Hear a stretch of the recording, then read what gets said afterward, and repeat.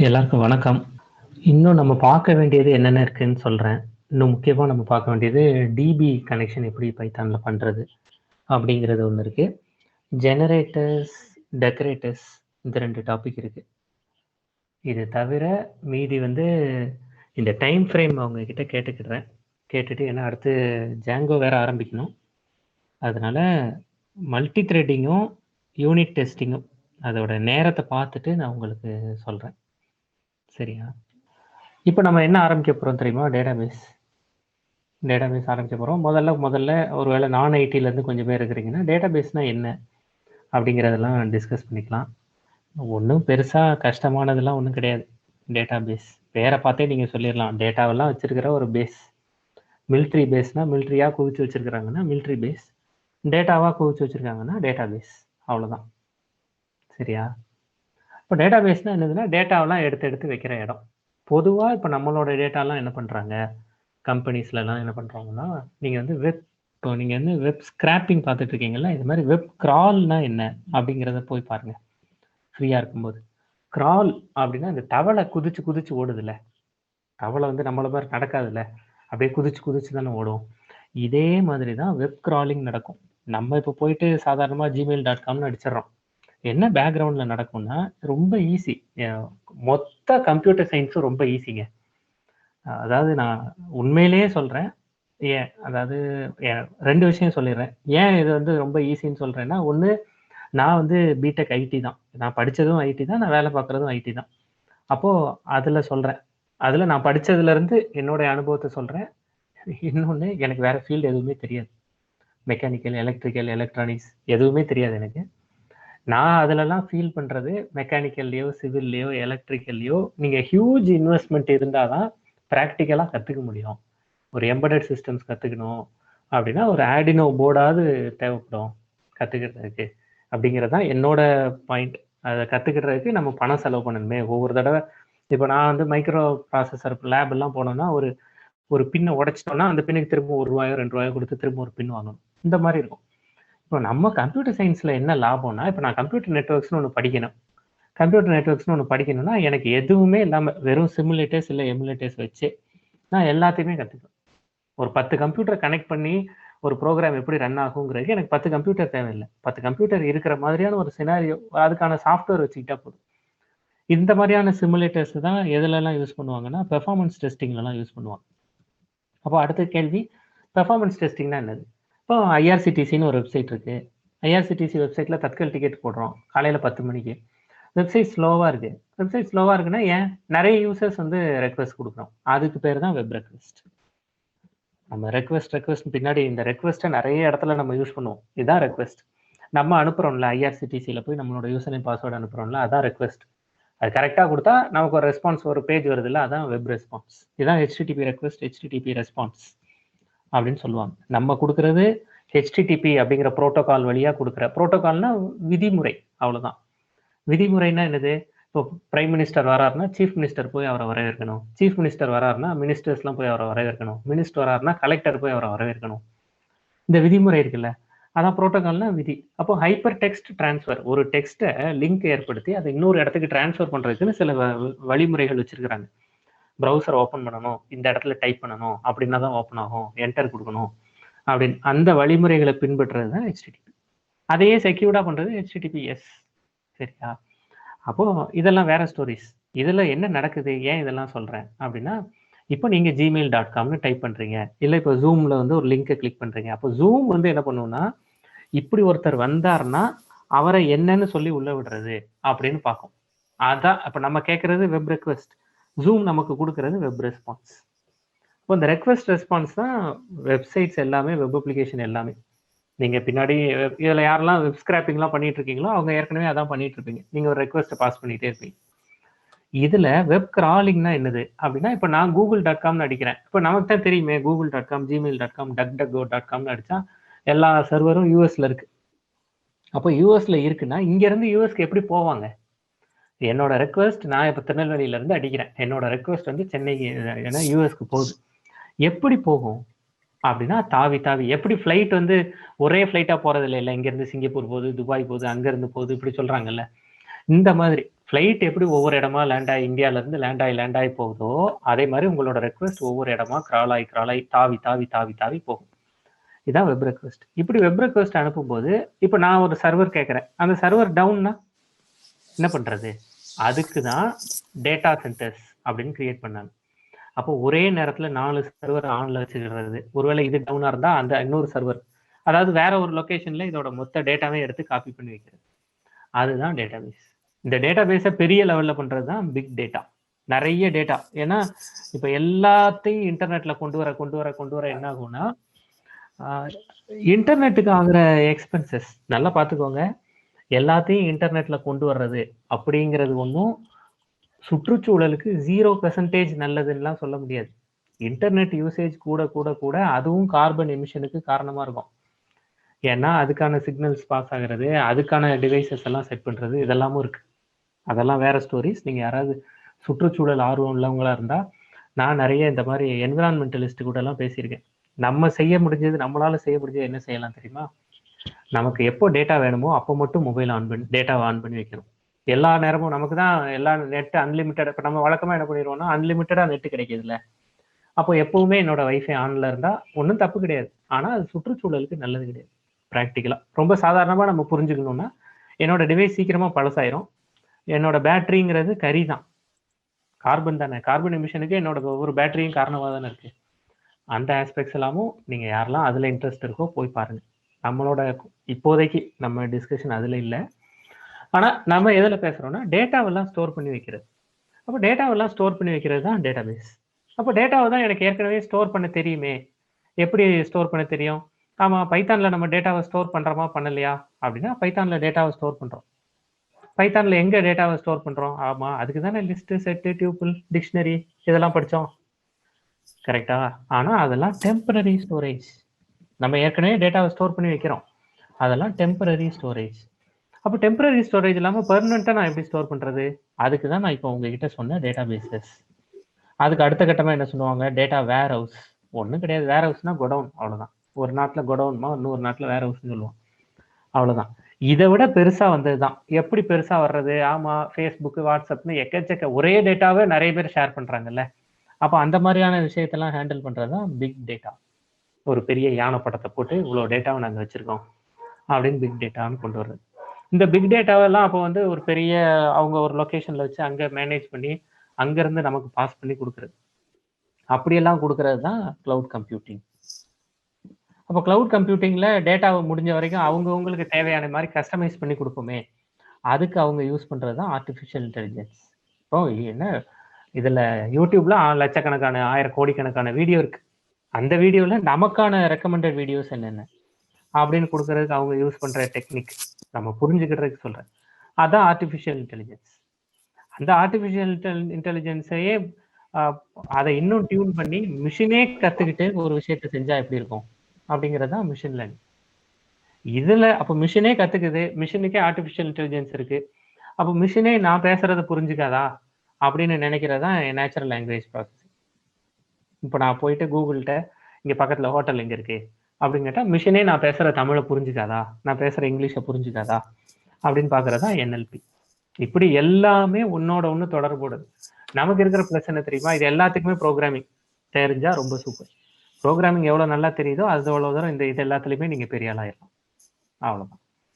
சரி, அப்போ இந்த பெர்மனன்ட் ஸ்டோரேஜ் தான் டேட்டாபேஸ். சரியா? இந்த பெர்மனன்ட் ஸ்டோரேஜ் தான் டேட்டாபேஸில் முதல்ல எப்படி கொண்டு வருவாங்கன்னா, ஃபைல் சிஸ்டம். இப்போ ஃபைலாக நம்ம ஸ்டோர் பண்ணுறதே டேட்டாபேஸ் தானே.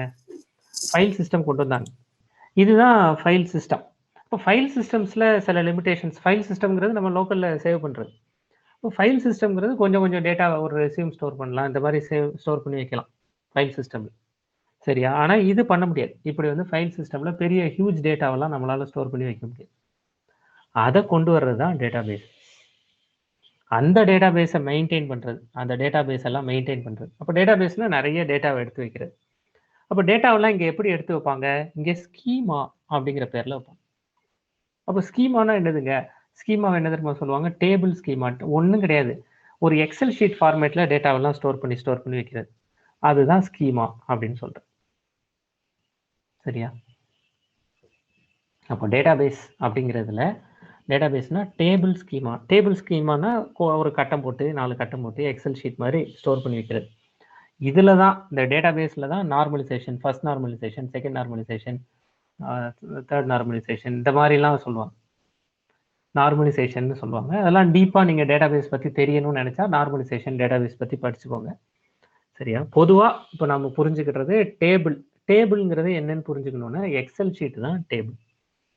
சரி, அப்போ இந்த எக்ஸல் ஷீட் தான் டேபிள்னா இதில் எப்படி இப்படிலாம் கொண்டு வந்தாங்க. இதில் ஒரு டேபிளுக்கும் இன்னொரு டேபிளுக்கும் ரிலேஷனல் ஷிப் கொண்டு வருது.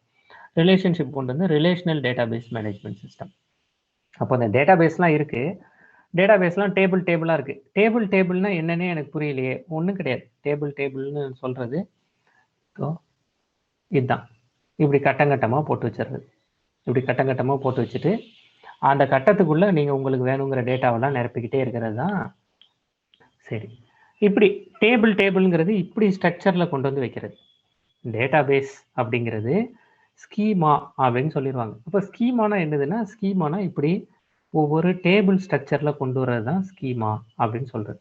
அப்போ இதில் நான் இந்த இப்படி ஒரு கட்டம் இருக்குது அப்படின்னா இந்த கட்டத்திலேயே இதில் நான் ஒரு வரியில் ஒருத்தரோட பேர், அவரோட அட்ரஸ் இதெல்லாம் எழுதிக்கலாமா, இப்படி எழுதிக்கலாமா, இதில் வந்து அவரோட நம்பர் ஒன்று கொடுத்துக்கிட்டேன், இதில் அவர் பேர் எழுதிக்கிட்டேன், இதில் அட்ரஸ் எழுதிக்கிட்டேன்.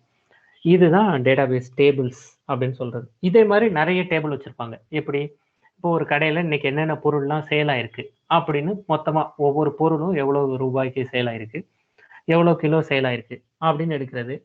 இன்னொரு இடத்துல என்னென்ன கஸ்டமர்ஸ்லாம் வாங்கியிருக்காங்க. இப்போ இதில் பொருளோட லிஸ்ட் எல்லாம் இதில் எடுத்து வச்சிடுறது. ஒரு டேபிள் கிரியேட் பண்ணுறது. அந்த டேபிளில் எந்தெந்த கஸ்டமர்ஸ்லாம் வாங்கியிருக்காங்க, எவ்வளோ ரூபாய்க்கு வாங்கியிருக்காங்க அப்படின்னு எடுக்கிறது. அப்போ என்னென்ன பொருள்லாம் சேல் ஆயிருக்குங்கிறத எதுலேருந்து எடுப்பாங்க, அவங்களுக்கு ஜென்ரேட் ஆகிருக்கிற பில்லுலேருந்து. எந்தெந்த கஸ்டமர்லாம் வாங்கியிருக்காங்கங்கிறத எதுலேருந்து எடுப்பாங்க, அதையும் பில்லுலேருந்து தான் எடுப்பாங்க. அப்போ பில்லுலேருந்து எனக்கு ஒரு பக்கம் ஒவ்வொரு கஸ்டமர் வைஸ் யார் யார் எவ்வளோ ரூபாய்க்கு வாங்கியிருக்காங்கங்கிறதும் தெரிஞ்சிடும், ஒவ்வொரு பொருளும் எவ்வளவுக்கு விற்றுருக்குங்கிறதும் தெரிஞ்சிடும். இப்போ இதுலேருந்து என்ன பண்ணுவாங்க, இந்த 2 டேபிளையும் கனெக்ட் பண்ணுவாங்க. எனக்கு இந்த பர்டிகுலர் கஸ்டமர் ரமேஷ்னு ஒரு கஸ்டமர், அவர் இன்னைக்கு 10,000 ரூபாய்க்கு பொருள் வாங்கியிருக்காரு, அவரோட பில் நம்பர் சொல்கிறேன், அந்த பில் நம்பரில் அவர் என்னென்ன பொருள்லாம் வாங்கியிருக்காருன்னு எனக்கு பார்த்து சொல்லுங்க அப்படிங்கிறது. இதுதான் 2 டேபிளுக்கு இடையில ரிலேஷன்ஷிப்பை கொண்டு வர்றது. இதான் ரிலேஷனல் டேட்டாபேஸ் மேனேஜ்மெண்ட் சிஸ்டம் அப்படின்னு சொல்லுவாங்க. சரியா? இந்த ரிலேஷனல் டேட்டாபேஸ் மேனேஜ்மெண்ட் சிஸ்டம், அப்போ database management system, relational database management system இதையெல்லாம் தான் சுருக்கமாக என்ன சொல்லுவாங்க, டிபிஎம்எஸ் இல்லை ஆர்டிபிஎம்எஸ் அப்படின்னு சொல்லுவாங்க. இப்போ இந்த டிபிஎம்எஸ் ஆர்டிபிஎம்எஸ்ங்கிறதுலாம் என்னது, ஒரு ஐடியா இப்படி கொண்டு வரலாம் அப்படிங்கிற ஒரு ஐடியா. இந்த ஐடியாவை செயல்படுத்துறது. அப்போ இந்த ஐடியாவை செயல்படுத்துறதுக்கு எப்படி ப்ரோக்ராமிங்கில் ஒவ்வொரு ஐடியாவையும் செயல்படுத்துறதுக்கு ப்ரோக்ராமிங் லாங்குவேஜ், ஸ்கிரிப்டிங் லாங்குவேஜ்னு வச்சுருக்காங்களோ அதே மாதிரி இங்கே ஸ்ட்ரக்சர்ட் query லாங்குவேஜ். queryனா கேள்வி கேட்குறது, அப்படி தானே, கொஸ்டின் பண்ணுறது தான் query. அப்போ ஸ்ட்ரக்சர்ட் query லாங்குவேஜ் கொண்டு வந்தாங்க. டிபிஎம்எஸ்க்கும் சரி ஆர்டிபிஎம்எஸ்க்கும் சரி ஸ்ட்ரக்சர்ட் query லாங்குவேஜ். அதை தான் சுருக்கமாக எஸ்கியூஎல் அப்படின்னு சொல்கிறது. சீக்வல் அப்படின்னு சில பேர் இதை வாசிப்பாங்க, எஸ்கியூஎல்னு சொல்லுவாங்க. இப்படி சொல்கிறது இதுதான் ஸ்ட்ரக்சர்ட் query லாங்குவேஜ். அப்போ சரி, இது ஸ்ட்ரக்சர்ட் query லாங்குவேஜ்னா இது ஒரு common term. Structured query language அப்படிங்கிறது இதோட ப்ரொவைடர்ஸ் எப்படி ஆப்ஜெக்ட் ஓரியன்டட் ப்ரோக்ராமிங்கிறது ஒரு காமன் டேர்ம், அதில் பைத்தான் 1, ஜாவா 1, .NET 1ன்னு போகுதோ அதே மாதிரி ஸ்ட்ரக்சர்ட் query லாங்குவேஜுங்கிறது ஒரு காமன் டேர்ம். இந்த காமன் டேர்மில் தான் யாரெல்லாம் வராங்க, ஒருத்தர் வரார், என் பேர் ஆரக்கிள், நான் வந்து ஆர்டிபிஎம்எஸ்ஸை சப்போர்ட் பண்ணி இந்த ஸ்ட்ரக்சர்ட் query லாங்குவேஜுக்கு நான் ஒரு சாஃப்ட்வேர் கொடுக்குறேன், எங்கள் சாஃப்ட்வேர் பேர் ஆரக்கிள். இன்னொருத்தர் வரார், ஓ அப்படியா, நான் ஒன்று கொடுக்குறேன், எங்கள் ஆள் பேர் MySQL. ஓகே, அப்போ மைக்ரோசாஃப்ட் டக்குன்னு குதிச்சு நான் ஒருத்தரை கொடுக்குறேன், இந்த எங்கள் ஆள் பேர் வந்து Microsoft SQL server, MS SQL server. இப்படி உடனே இன்னொருத்தர் வரார், நீங்கள் எல்லாம் பெரிய பெரிய ஆளுங்க, நீங்கள் எல்லாம் பெரிய பெரிய டேட்டாபேஸ் ஹேண்டில் பண்ணிட்டு இருக்கீங்க, நான் மொபைல் அப்ளிகேஷன்லலாம் டேட்டாபேஸ் தேவைப்படும், அதுக்கு நான் கொடுக்குறேன், அதுக்கு நான் வந்து SQLite இல்லை SQLite 3 இப்படி நான் ஒன்று கொடுக்குறேன். இப்படி இதே மாதிரி தான் PostgreSQL, இந்த மாதிரி NoSQL, NoSQL, NoSQL, இந்த மாதிரி ஒவ்வொருத்தர் ஒவ்வொரு ஐடியாவோட வர்றது. இது எல்லாமே ஆர்டிபிஎம்எஸ் டிபிஎம்எஸ் இந்த வேலைகளை செய்யறதுக்கு வந்தவங்க தான். இவங்க ஒவ்வொருத்தரும் ஒவ்வொரு வெண்டார்னா ஒவ்வொரு கம்பெனி, அவ்வளோதான். இவர் ஒருத்தர், எல்லாருமே இவங்க எல்லாருமே எஸ்கியூஎல் தான். அந்த எஸ்கியூஎல்ங்கிறது ஒரு காமனான ஒரு ஸ்ட்ரக்சர். அந்த ஸ்ட்ரக்சரை கொடுக்கறதுக்கு அவங்கவுங்க கம்பெனிலேருந்து ஒவ்வொரு ஃப்ளேவர், எப்படி ப்ரௌசர்ஸ் ஒவ்வொன்று கொடுக்குறாங்க, மொபைல் கம்பெனி ஒவ்வொன்று வச்சுருக்காங்களா, விவோ ஓப்பனு, அது மாதிரி. அவ்வளோதாங்க. இதுதான் இதை பற்றின பேசிக்கான ஐடியா. சரி, இதெல்லாம் ஓகே. இப்போ நான் இந்த டேட்டா பேஸை வந்து இப்போ எனக்கு தேவைப்படும்ல, நான் ஒரு ப்ராஜெக்ட் பண்ணுறேன், ஒரு சூப்பர் மார்க்கெட்டுக்கு ப்ராஜெக்ட் பண்ணுறேன், பக்கத்தில் ஒரு மளிகை கடைக்கு ப்ராஜெக்ட் பண்ணுறேன். அப்போ நமக்கு தேவைப்படும்ல, அதை எப்படி பண்ணுறது, இந்த மாதிரி பண்ணுறதெல்லாம் நான் எப்படி பண்ணுறது அப்படின்னா, அதுக்கு பைத்தானில் என்ன பண்ணணும்? அப்போ ஃபைலுக்கெல்லாம் நான் பைத்தானில் என்ன பண்ணேன்? இதுக்கு முன்னாடி இம்போர்ட் ஸ்டேட்மெண்ட்லாம் நான் யூஸ் பண்ணியிருக்கேனா? இம்போர்ட் ஸ்டேட்மெண்ட்லாம் நான் யூஸ் பண்ணியிருக்கேன். அதே தாங்க இங்கேயும். அப்போ நம்ம என்ன இம்போர்ட் பண்ணணும்? டிஃபால்ட்டாக பைத்தான் கூடவே வர்றது எஸ்கியூலைட்.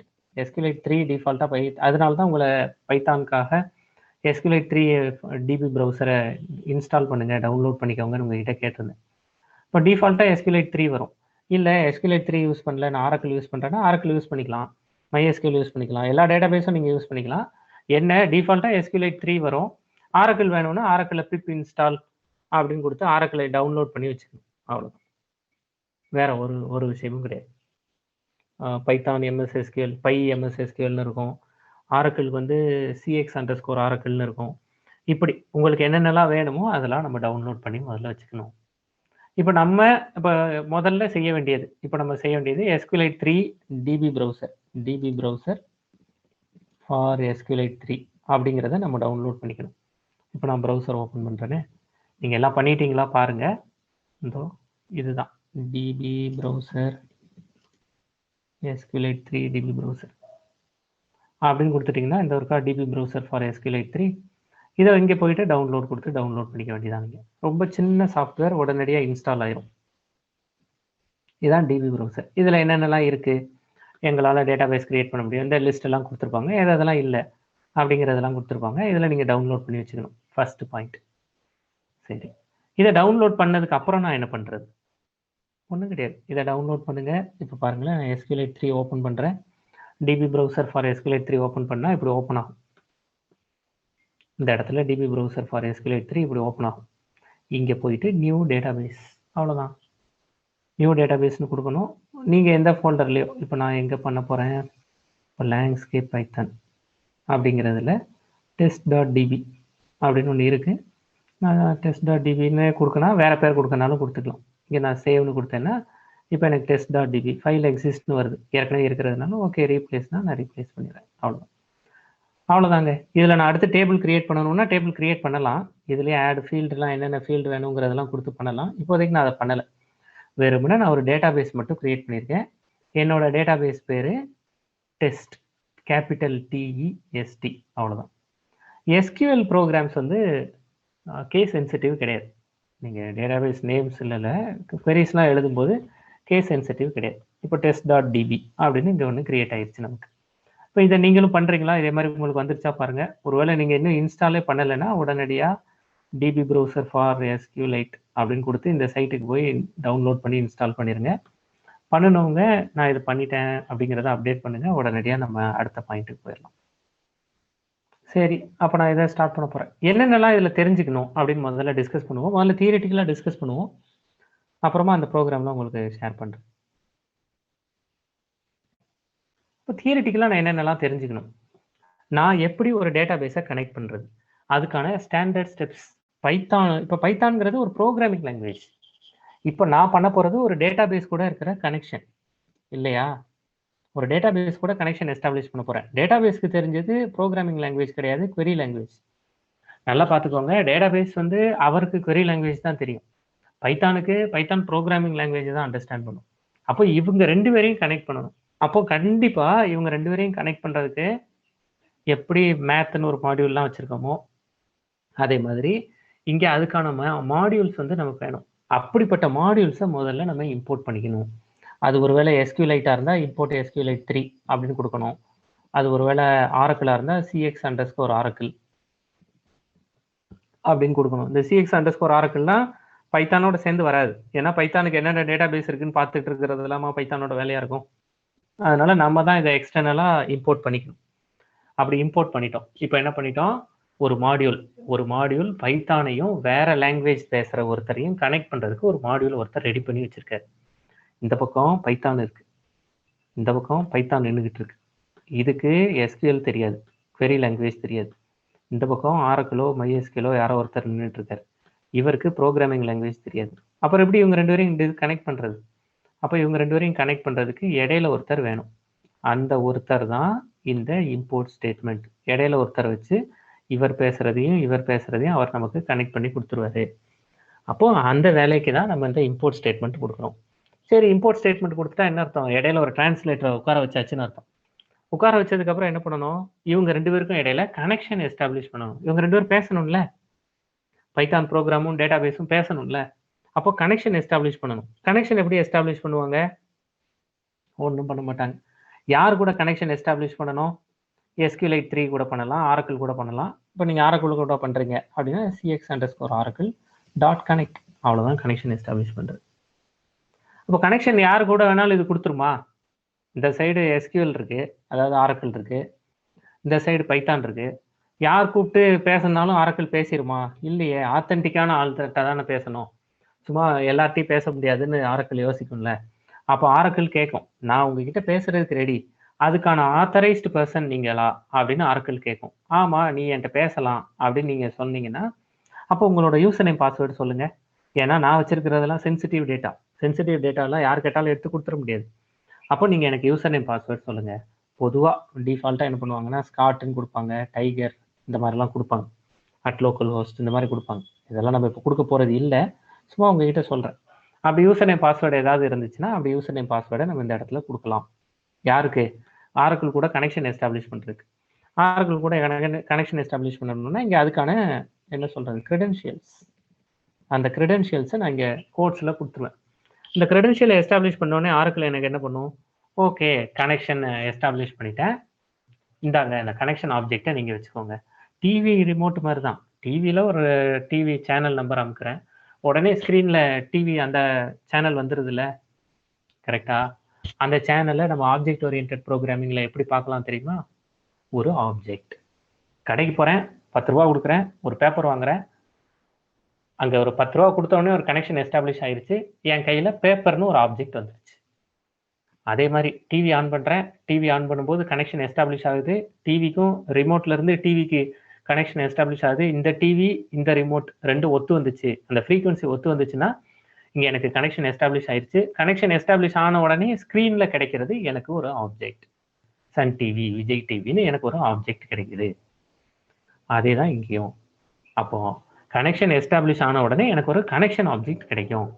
அந்த கனெக்ஷன் ஆப்ஜெக்ட்டுக்கு அங்கே Sun TV, Vijay TV, Raj TV, Jaya டிவின்னு ஏதோ பேர் வச்சிருக்காங்க. இங்கே நம்ம என்ன வேணாலும் பேர் வச்சுக்கலாம். நான் சும்மா கனெக்ஷன் CON அப்படின்னு பேர் வச்சுக்கலாம். இந்த CON என்னது? Connection object. அப்போ இந்த கனெக்ட்டுங்கிறது பிராக்கெட்ஸ் கொடுத்துருக்கோமே, கனெக்ட்டுங்கிறது ஒரு ஃபங்க்ஷன். அப்போ கனெக்ட் ஃபங்க்ஷன் எதை ரிட்டர்ன் பண்ணுது? இப்படி பேசுவாங்க, connect function returns me connection object. இப்போ கனெக்ட் அப்படிங்கிற ஃபங்க்ஷன் எனக்கு கனெக்ஷன் ஆப்ஜெக்டை கொடுக்குது அப்படிங்கிறது உங்களுக்கு புரியுதா? இப்போ கனெக்ஷனை எஸ்டாப்ளிஷ் பண்ணிட்டோம். இப்போ நம்ம இதை நீங்கள் என்ன எக்ஸாம்பிள் வேணாலும் வச்சு புரிஞ்சுக்கோங்க. ஃபேஸ்புக் ஓப்பன் பண்ணுறீங்க, நீங்கள் மொபைல் ஆன் பண்ணுறீங்க, மொபைல் ஆன் பண்ணி டேட்டாவை ஆன் பண்ணுறீங்க, டேட்டாவை ஆன் பண்ண உடனே உங்களுக்கு கனெக்ஷன், உங்களுக்கும் இன்டர்நெட்டுக்கும் கனெக்ஷன் எஸ்டாப்ளிஷ் ஆயிடுச்சு. எஸ்டாப்ளிஷ் ஆன உடனே நீங்கள் ஃபேஸ்புக்கோ டெலிகிராமோ வாட்ஸ்அப்போ போகிறீங்க. நீங்கள் ஃபேஸ்புக் போகிறீங்கன்னு வச்சுக்கிட்டேனே. இப்போ ஃபேஸ்புக் உங்களுக்கு கிடைச்சிருச்சு. அப்போ உங்களுக்கு இப்போ டெக்னிக்கலாக என்ன சொல்லணும்? ஃபேஸ்புக் ஓப்பன் பண்ணிட்டேன்னு சொல்லக்கூடாது, எனக்கு ஃபேஸ்புக் ஆப்ஜெக்ட் கிடைச்சிருக்குன்னு சொல்லணும். அவ்வளோதான் நீங்கள் செய்ய வேண்டியது. இப்போ ஃபேஸ்புக் ஆப்ஜெக்ட் மேலே நீங்கள் ஆக்ஷன் பெர்ஃபார்ம் பண்ணலாமா? லைக் கொடுக்கலாமா? ஷேர் கொடுக்கலாமா? கமெண்ட் கொடுக்கலாமா? இதெல்லாம் ஃபேஸ்புக் ஆப்ஜெக்ட் வச்சு நீங்கள் ஃபேஸ்புக் ஆப்ஜெக்டை வச்சோ இல்லை ஃபேஸ்புக்குங்கிற ஆப்ஜெக்ட்டுக்கு மேலேயோ நீங்கள் செய்கிற ஃபங்க்ஷன்ஸ். அப்போ ஒன்ஸ் ஃபேஸ்புக் ஆப்ஜெக்ட் கிடைச்சிருச்சுன்னா அந்த ஃபேஸ்புக் ஆப்ஜெக்டில் என்னென்ன ஃபங்க்ஷனாலிட்டி அவங்க கொடுத்துருக்காங்களோ அந்த ஃபங்க்ஷனாலிட்டியை அந்த ஃபேஸ்புக் ஆப்ஜெக்ட் மேலே நீங்கள் பண்ணலாம். சரிதானே? அதே மாதிரி ஆரக்கிள் டேட்டாபேஸ் கூட கனெக்ஷன் கிடைச்சிருச்சுன்னா அந்த கனெக்ஷன் ஆப்ஜெக்டை வச்சு அந்த ஆரக்கிள் டேட்டாபேஸில் நீங்கள் என்னென்ன வேலை செய்யணும்னு நினைக்கிறீங்களோ அந்த வேலைகளை நீங்கள் பண்ணலாம். அப்போ டேட்டாபேஸில் பொதுவாக கனெக்ஷன் ஆப்ஜெக்டை வச்சு என்னென்ன வேலை செய்வோம்? கனெக்ஷன் கிடைச்சிருச்சு, கனெக்ஷன் கிடைச்சோடனே என்ன பண்ணுவோம்? கனெக்ஷனை வச்சு உள்ள எனக்கு ஒரு டேட்டாவை போய் இன்சர்ட் பண்ணணும்னு நினைப்பேன். நான் புதுசாக ஒரு டேட்டாவை வைக்கணும்னு நினச்சேன்னா இன்சர்ட் பண்ணலாம். இல்லை ஒரு டேட்டாவை போய் எடுக்கணும்னு நினைப்பேன், எனக்கு இப்படி ஒரு இன்ஃபர்மேஷன் இருக்கான்னு பார்த்து சொல்லுங்கள் அப்படின்னு எடுக்கணும்னு நினைப்பேன். அப்படி இல்லையா, டேட்டாபேஸில் போய் அப்டேட் பண்ணணும்னு நினைப்பேன். என்னோட பழைய பாஸ்வேர்டு இது, புது பாஸ்வேர்டாக இதை வச்சுக்கோ அப்படின்னு அப்டேட் பண்ணணும்னு நினைப்பேன். இல்லை சில விஷயத்த டெலீட் பண்ணணும்னு நினைப்பேன். இதெல்லாம் CRUD ஆப்ரேஷன்ஸ் அப்படின்னு சொல்லுவாங்க. CRUD, create, update, delete, CRUD operations அப்படின்னு சொல்லுவாங்க. சும்மா இதெல்லாம் பேர் தான், தெரிஞ்சுக்கிட்டா தெரிஞ்சு வச்சுக்கோங்க. யாராவது ஒருத்தர் சொன்னா என்னன்னு தெரியலையே அப்படின்னு நினைக்க கூடாதுல்ல. அப்போ இந்த நாளும் ஒருத்தருக்கு தெரிஞ்சிருச்சுன்னா போதும். எந்த நாளும் எப்படி டேபிள் கிரியேட் பண்ணணும், அந்த டேபிளில் போய் எப்படி டேட்டாவை அப்டேட் பண்ணணும், எப்படி டேட்டாவை இன்சர்ட் பண்ணணும், அப்டேட் பண்ணணும், டெலீட் பண்ணணும், இது ஒருத்தருக்கு தெரிஞ்சிருச்சுன்னா போதும். அப்போ அந்த நாளும் பண்ணணும்னா, இப்போ நீங்கள் ஃபேஸ்புக்கில் போய் லைக் கொடுக்கணும்னா அந்த ஃபேஸ்புக் ஆப்ஜெக்ட் மேலே உங்களோட ஃபிங்கர் வைக்கணும்ல, கரெக்டா? அப்போ தானே லைக்குன்னு வரும். அந்த ஃபேஸ்புக் ஆப்ஜெக்ட் மேலே ஷேருங்கிற பட்டன் மேலே நீங்கள் உங்கள் ஃபிங்கர் வைக்கணும்ல, அப்போ தானே நீங்கள் ஷேர் பண்ண முடியும். அதே மாதிரி இங்கே கனெக்ஷன் ஆப்ஜெக்டை வச்சு நீங்கள் இங்கே வந்து நம்ம என்ன டச் ஸ்க்ரீன்லேயே ஒர்க் பண்ணிட்டு இருக்கோம், டேட்டாபேஸில் வந்து ஃபிங்கரை போய் வைக்கிறதுக்கு. இங்கே விரல் வைக்கல, அதுக்கு பதிலாக என்ன பண்ணுறோம், நம்மளோட கர்சரை கொண்டு போய் வைக்கிறோம். அவ்வளோதாங்க. இப்போ நம்ம கர்சர் வந்து என்ன பண்ணிக்கிட்டு இருக்கு, நம்மளோட விரல் கை வந்து ஃபேஸ்புக்கில் என்ன வேலை செய்யுமோ அந்த வேலையை ஒன்ஸ் கனெக்ஷன் ஆப்ஜெக்ட் கிடைச்ச உடனே அந்த கனெக்ஷன் ஆப்ஜெக்டை வச்சு நீங்கள் அந்த இடத்த போய் இப்படி கிளிக் பண்ணிட்டீங்கன்னு அர்த்தம். கிளிக் பண்ணிட்டீங்கன்னா கர்சர் பிளிங்க் ஆகிட்டு இருக்குல்ல, அவ்வளோதான். நீங்கள் போய் கர்சரை வச்சுட்டீங்க. இப்போ கர்சர் வச்சதுக்கப்புறம் அந்த கர்சர் எந்த இடத்துல பிளிங்க் ஆகிட்டு இருக்கோ அங்கே உங்களுக்கு நீங்கள் ஃபிங்கர் எங்கே வச்சுருக்கீங்களோ அங்கேருந்து நீங்கள் டைப் பண்ண ஆரம்பிக்கலாம்ல கமெண்ட்டை. அதே மாதிரி கர்சர் எங்கே வைக்கிறீங்களோ அங்கேருந்து நீங்கள் உங்களோட SQL queries-ஐ எக்ஸிக்யூட் பண்ண ஆரம்பிக்கலாம். அவ்வளோதாங்க. என்ன தெரியுமா எழுதிடுவாங்க, கர்சர் கிடைச்சோடனே ஒரு கர்சர் ஆப்ஜெக்ட் கிடைச்சிருக்கு அப்படின்னு சொல்லிடுவாங்க. எக்ஸ்ட்ராவா நம்ம என்ன வார்த்தை சேர்த்துக்கணும், கனெக்ஷன் ஆப்ஜெக்ட், கர்சர் ஆப்ஜெக்ட், இப்படி பேசணும். அப்படி பேசினாதான் நமக்கு நம்மளோட டெவலப்பராக இன்னொரு ஆள் இவர் ப்ரோக்ராமிங்லாம் தெரியுது அப்படின்னு நினச்சிக்குவார். அவ்வளோதான். அப்போ நான் இங்கே கனெக்ஷனுக்கு கான்னு பேர் வச்ச மாதிரி இங்கே கர்சருக்கு கர்சர்னு நீங்கள் வச்ச பேர் தானா, இல்லை கர்சர்னு தான் பேர் வைக்கணுமா? நம்ம வச்ச பேர் தான். சில இடத்துல சில பேர் இந்த IO எல்லாம் விட்டுட்டு CRSRன்னு எழுதுவாங்க. சில பேர் கர்சர்னே எழுதுவாங்க புரியணுங்கிறதுக்காக. இந்த சைடு வைக்கிறதெல்லாம் நம்மளோட ஐடென்டிஃபையர்ஸ் தான், ரெஃபரன்ஸ் வேரியபிள்ஸ் தான், நம்ம வைக்கிற பேர் தான். அப்போ கர்சர் கிடைச்ச உடனே இந்த கர்சரை வச்சு நீங்கள் எக்ஸிக்யூட் பண்ணலாம். அப்போ நீங்கள் எக்ஸிக்யூட் பண்ணுறது எங்கே போகும், ஃபேஸ்புக்கில் நீங்கள் டைப் பண்ணுறது எங்கே போகும், அந்த பேஜில் தானே போகும். அதே மாதிரி நீங்கள் எக்ஸிக்யூட் பண்ணுற query டேட்டா பேஸில் போய் உட்காரும். அப்போ அந்த query நான் எப்படிங்க எழுதுறது, அதான் அடுத்து டிஸ்கஸ் பண்ணணும். அவ்வளோதான். இது புரியுதா? இதை முடிச்ச உடனே மறந்துடாம கமிட் கொடுத்துடணும். கமிட்னா என்ன அர்த்தம்னா, நான் கன்ஃபார்ம் பண்ணுறேன் அப்படின்னு அர்த்தம். அவ்வளோதான். அப்போ நான் முதல்ல கனெக்ஷன் என்ன பண்ணணும்னு பார்த்து வச்சுக்கோங்க. Step number 1. இப்போ நான் அந்த ஸ்டெப்ஸ் எல்லாம் எழுதுறேன். உங்கள் மைண்ட்லையும் விடுபட்டு இருந்தாலும் சரி, இல்லை உங்கள் மைண்டில் இருக்கிறது நான் சொன்னதெல்லாம் கரெக்டாக ஸ்டோர் ஆயிருக்கா அப்படின்னு நீங்களே செக் பண்ணிக்கோங்க, இல்லை நோட் பண்ணி வச்சுக்கோங்க.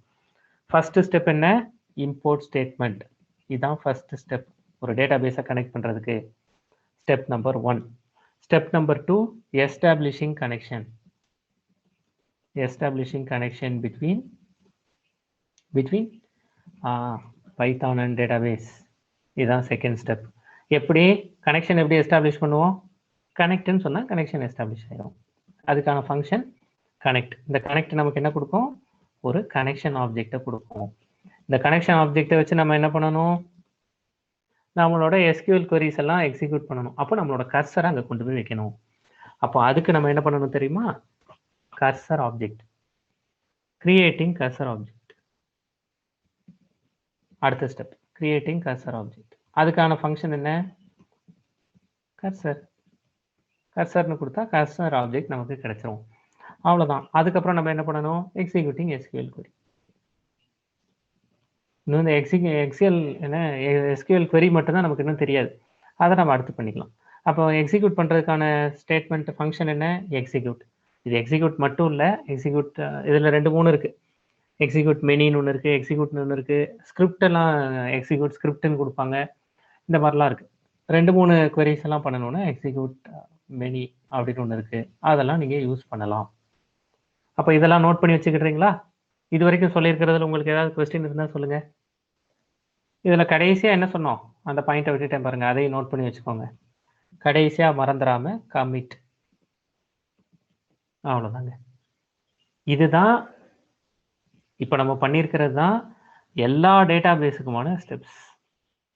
இதுக்கடுத்து கடைசியாக கர்சரை க்ளோஸ் பண்ணுவாங்க, அதெல்லாம் நம்ம அடுத்தடுத்து பண்ணிக்கலாம்.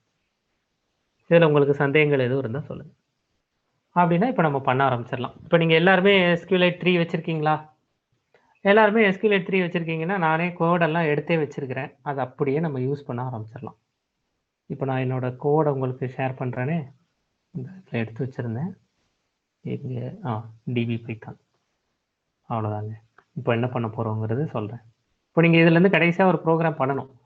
சரியா? இப்போ பாருங்கள். இப்போ நான் உங்ககிட்ட ஃபஸ்ட்டு என்ன சொன்னேன்? ஸ்டெப் நம்பர் 1 நீங்கள் பண்ண வேண்டியது இங்கே போயிட்டு டெஸ்ட், நான் டெஸ்ட்னு கிரியேட் பண்ணியிருக்கேன் இந்த லொக்கேஷனில். ஹோம் முத்து டாக்குமெண்ட்ஸ் லேண்ட்ஸ்கேப் பைத்தான் test.db அப்படின்னு ஒரு டேட்டா பேஸ் ஒன்று கிரியேட் பண்ணியிருக்கேன். அந்த டேட்டா பேஸில் தான் என்னோட டேபிள்ஸ் எல்லாத்தையும் வைக்க போகிறேன். அப்போ நான் ஃபஸ்ட்டு பண்ண வேண்டிய ஸ்டெப் என்ன? ஃபஸ்ட்டு ஸ்டெப் என்ன? நம்ம இப்போ பார்த்தோமே, இம்போர்ட் ஸ்டேட்மெண்ட். எந்த டேட்டா பேஸ் கூட? SQLite கூட. அதனால இம்போர்ட் SQLite 3. ஓகே, மாடியூலை இம்போர்ட் பண்ணியாச்சு. அடுத்த ஸ்டெப் என்ன? Establishing connection. எப்படி கனெக்ஷன் எஸ்டாப்ளிஷ் பண்ணணும்? SQLite 3 நீங்கள் எந்த டேட்டா பேஸோ அந்த டேட்டா பேஸ் பேர் கொடுத்து .connect. அதாவது என்ன சொல்கிறோம்? பைத்தானை கூப்பிட்டு, பைத்தான் உன்னோட SQLite 3 மாடியூலை வச்சு எனக்கு இந்த டேட்டா பேஸை கனெக்ட் பண்ணி கொடுப்பா அப்படின்னு அந்த லொக்கேஷனை கொடுத்துட்டோம். அவ்வளோதான். நல்லா பார்த்துக்கோங்க, இதில் எல்லாம் ஃபார்வர்ட் ஸ்லாஷ். நீங்கள் வழக்கமாக காப்பி பண்ணிங்கன்னா பேக்வேர்ட் ஸ்லாஷில் வரும். அப்படி பேக்வேர்ட் ஸ்லாஷில் கொடுக்கக்கூடாது. அப்படி பேக்வேர்ட் ஸ்லாஷில் கொடுத்தீங்கன்னா அந்த இடத்துலலாம் டபுள் பேக்வேர்ட் ஸ்லாஷ் கொடுக்கணும். அப்படி இல்லைன்னா இப்படி ஃபார்வர்ட். இப்போ நீங்கள் ஒருவேளை விண்டோஸ் வச்சுருக்கிறீங்கன்னா சி டிரைவ் இப்படி கிடைக்கும் உங்களுக்கு. சி டிரைவ் இந்த மாதிரி கிடைக்கும். இப்படி கிடைச்சதுன்னா நீங்கள் எங்கே கிரியேட் பண்ணியிருக்கீங்களோ அங்கே இப்படி டபுள் ஸ்லாஷ் இப்படி கொடுக்கணும். அப்போ ஃபஸ்ட்டு ஸ்டெப் இதை பண்ணிடுங்க. எதை பண்ணிடுங்க? உங்களோட டிபியில் போய் ஒரு டேட்டா பேஸ் வந்து முதல்ல கிரியேட் பண்ணிடுங்க. அப்படி கிரியேட் பண்ணிவிட்டு அது கூட இப்போ நான் இதை சொல்லிடுறேன், சொன்னதுக்கப்புறம் செய்யுங்க. அது கூட ரெண்டாவது ஸ்டெப் கனெக்ஷன் எஸ்டாப்ளிஷ் பண்ணுறது. கனெக்ஷன் எஸ்டாப்ளிஷ் பண்ணதுக்கப்புறம் மூணாவது ஸ்டெப் என்ன பண்ணணும்? கர்சர் ஆப்ஜெக்ட் கிரியேட் பண்ணணும். அப்போ கர்சர் ஆப்ஜெக்ட் கிரியேட் பண்ணுறோம். இந்த கனெக்ஷன் எஸ்டாப்ளிஷ் பண்ணுறதுக்கு அங்கே கான்னு பேர் வச்சுருந்தேன், இங்கே நான் கனெக்ஷன்னே பேர் வச்சுருக்கேன். அவ்வளோதான். என்ன வேணாலும் பேர் வச்சுக்கலாம். இங்கே நான் கனெக்ஷன் பேர் வச்சுருக்கேன். அந்த இப்போ கனெக்ஷன் ஆப்ஜெக்டை வச்சு அங்கே போய் கர்சர் வைக்கிறேன். அந்த கர்சருக்கு நான் கர்சர் ஆப்ஜெக்ட்டுக்கு கர்சர்னு பேர் வச்சுட்டேன். அதுக்கும் என்ன வேணாலும் பேர் வச்சுக்கலாம். நான் கர்சர்னு பேர் வச்சுருக்கேன். இப்போ கர்சர்னு பேர் வச்சதுக்கப்புறம் என்ன பண்ணணும்? SQL query நான் வந்து எக்ஸிக்யூட் பண்ணணும். அவ்வளோதான். இப்போ SQL query இங்கெல்லாம் இதெல்லாம் விட்டுருங்க, இதெல்லாம் கமெண்ட் பண்ணிடலாம். இப்போ இதுதான் என்னோட. இப்போ இந்த பாருங்க, ட்ரிபிள் கோட்ஸ் இப்படி கொடுத்ததெல்லாம் உங்களுக்கு ஞாபகம் இருக்கா? ட்ரிபிள் கோட்ஸ், மல்டிபிள் ஸ்டேட்மெண்ட்ஸ், நிறைய வாக்கியங்கள் இருந்துச்சுன்னா ட்ரிபிள் கோட்ஸில் கொடுப்போம். ட்ரிபிள் டபுள் கோட்ஸ்லையோ ட்ரிபிள் சிங்கிள் கோட்ஸ்லையோ. அவ்வளோதான். இப்போ நான் என்ன பண்ணுறேன்? இதுதான் SQL query. என்னோட SQL queryங்கிறது இதுதான். ஒரு டேபிள் கிரியேட் பண்ண போகிறேன். கிரியேட் டேபிள் என்ன பேரில்? ஸ்டூடெண்ட்டுங்கிற பேரில். அந்த ஸ்டூடெண்ட்டுங்கிற டேபிளில் இப்போ எனக்கு என்னென்னலாம் வேணும்? ஒரு என்ன சொல்கிறது, இப்போ இதில் காமிக்கிறேனே, நான் இப்போ என்ன மைண்டில் வச்சுருக்கேன் அப்படின்னா LibreOffice Calc இதில் காமிக்கிறேன். எனக்கு எப்படி டேபிள் வேணும்னு நான் நினச்சிட்டு இருக்கேன்னா இந்த மாதிரிங்க. இந்த மாதிரி இப்படி வந்து கட்டங்கட்டமாக போட்டு இப்படி. அப்போ இதில் எப்படி இருக்கணும்னு நான் ஆசைப்படுறேன்? எனக்கு நிறைய காலம்ஸ் இருக்கணும். ஃபஸ்ட்டு காலமோட பேர் என்னவா? ரோல் நம்பர்னு இருக்கணும். ரெண்டாவது காலம் எஸ் நேம்னு இருக்கணும். மூணாவது காலம் கிரேடுன்னு இருக்கணும். நாலாவது காலம் ஜெண்டர்னு இருக்கணும். அஞ்சாவது காலம் ஆவரேஜ்னு இருக்கணும். ஆறாவது காலம் பர்த் டேட். இதுதான் நான் நினைக்கிறேன். birth_date அப்படின்னு இருக்கணும். அதை தான் இங்கே சொல்கிறேன். இந்த டேபிள், இந்த ஷீட்டுக்கு நான் என்ன பேர் வச்சுக்கிட்டேன்? ஸ்டூடெண்ட். அவ்வளோதாங்க. இதுதான் என்னோட அண்டர்ஸ்டாண்டிங். அப்போது நான் எனக்கு ரோல் நம்பர் வேணும், அது இன்டீஜராக வேணும். அப்போ இன்டீஜர்னா என்னது? வேர்கேர்னா என்னது? இதெல்லாம் SQLiteலோட அதோட டேட்டா டைப்ஸ். எப்படி பைத்தானில் இன்ட் ஃப்ளோட் எல்லாம் இருக்கோ அதே மாதிரி அங்கே இருக்கிற டேட்டா டைப்ஸ். இன்டீஜர், வேர்கேர்னா வேரியபிள் கேரக்டர்ஸ். பிராக்கெட்டில் எத்தனை நீங்கள் கொடுத்துருக்கிறது? 20 கொடுத்துருக்கிறது. எத்தனை எழுத்து அப்படிங்கிறது. இப்போ கிரேடு எனக்கு கேரக்டராக வேணும். எத்தனை எழுத்து? 1. ஜெண்டர் 1. டெசிமல்னா ஃப்ளோட்டுக்கு வந்து டெசிமல் 5,2 2 டெசிமல்ஸ் வச்சுக்கலாம் அப்படிங்கிறது. இப்போ பர்த் டேட், அது வந்து டேட். அவ்வளோதாங்க. மறந்துடாம இந்த பாருங்க, இந்த பிராக்கெட்ஸ் இதெல்லாம் கொடுத்துடணும். பிரைமரி கீ அப்படின்னா என்ன? இப்போ இதை தான் உங்களுக்கு சொல்லலை. அப்போ ஒவ்வொரு டேபிளுக்கும் ஒரு காலமை பிரைமரி கீயாக வச்சுக்கலாம். அப்போ பிரைமரி கீனா என்னது? பிரைமரி கீனா அதை வச்சு தான், அதில் டூப்ளிகேட்ஸ் இருக்கக்கூடாது. அதை வச்சு தான் வேற யார் கூடயாவது போய் கம்பேர் பண்ணுறது. எப்படி? இப்போ நான் பாஸ்போர்ட் அப்ளை பண்ண போகிறேன், என்கிட்ட பிரைமரி கீயா ஆதார் நம்பர் கேட்குறாங்க.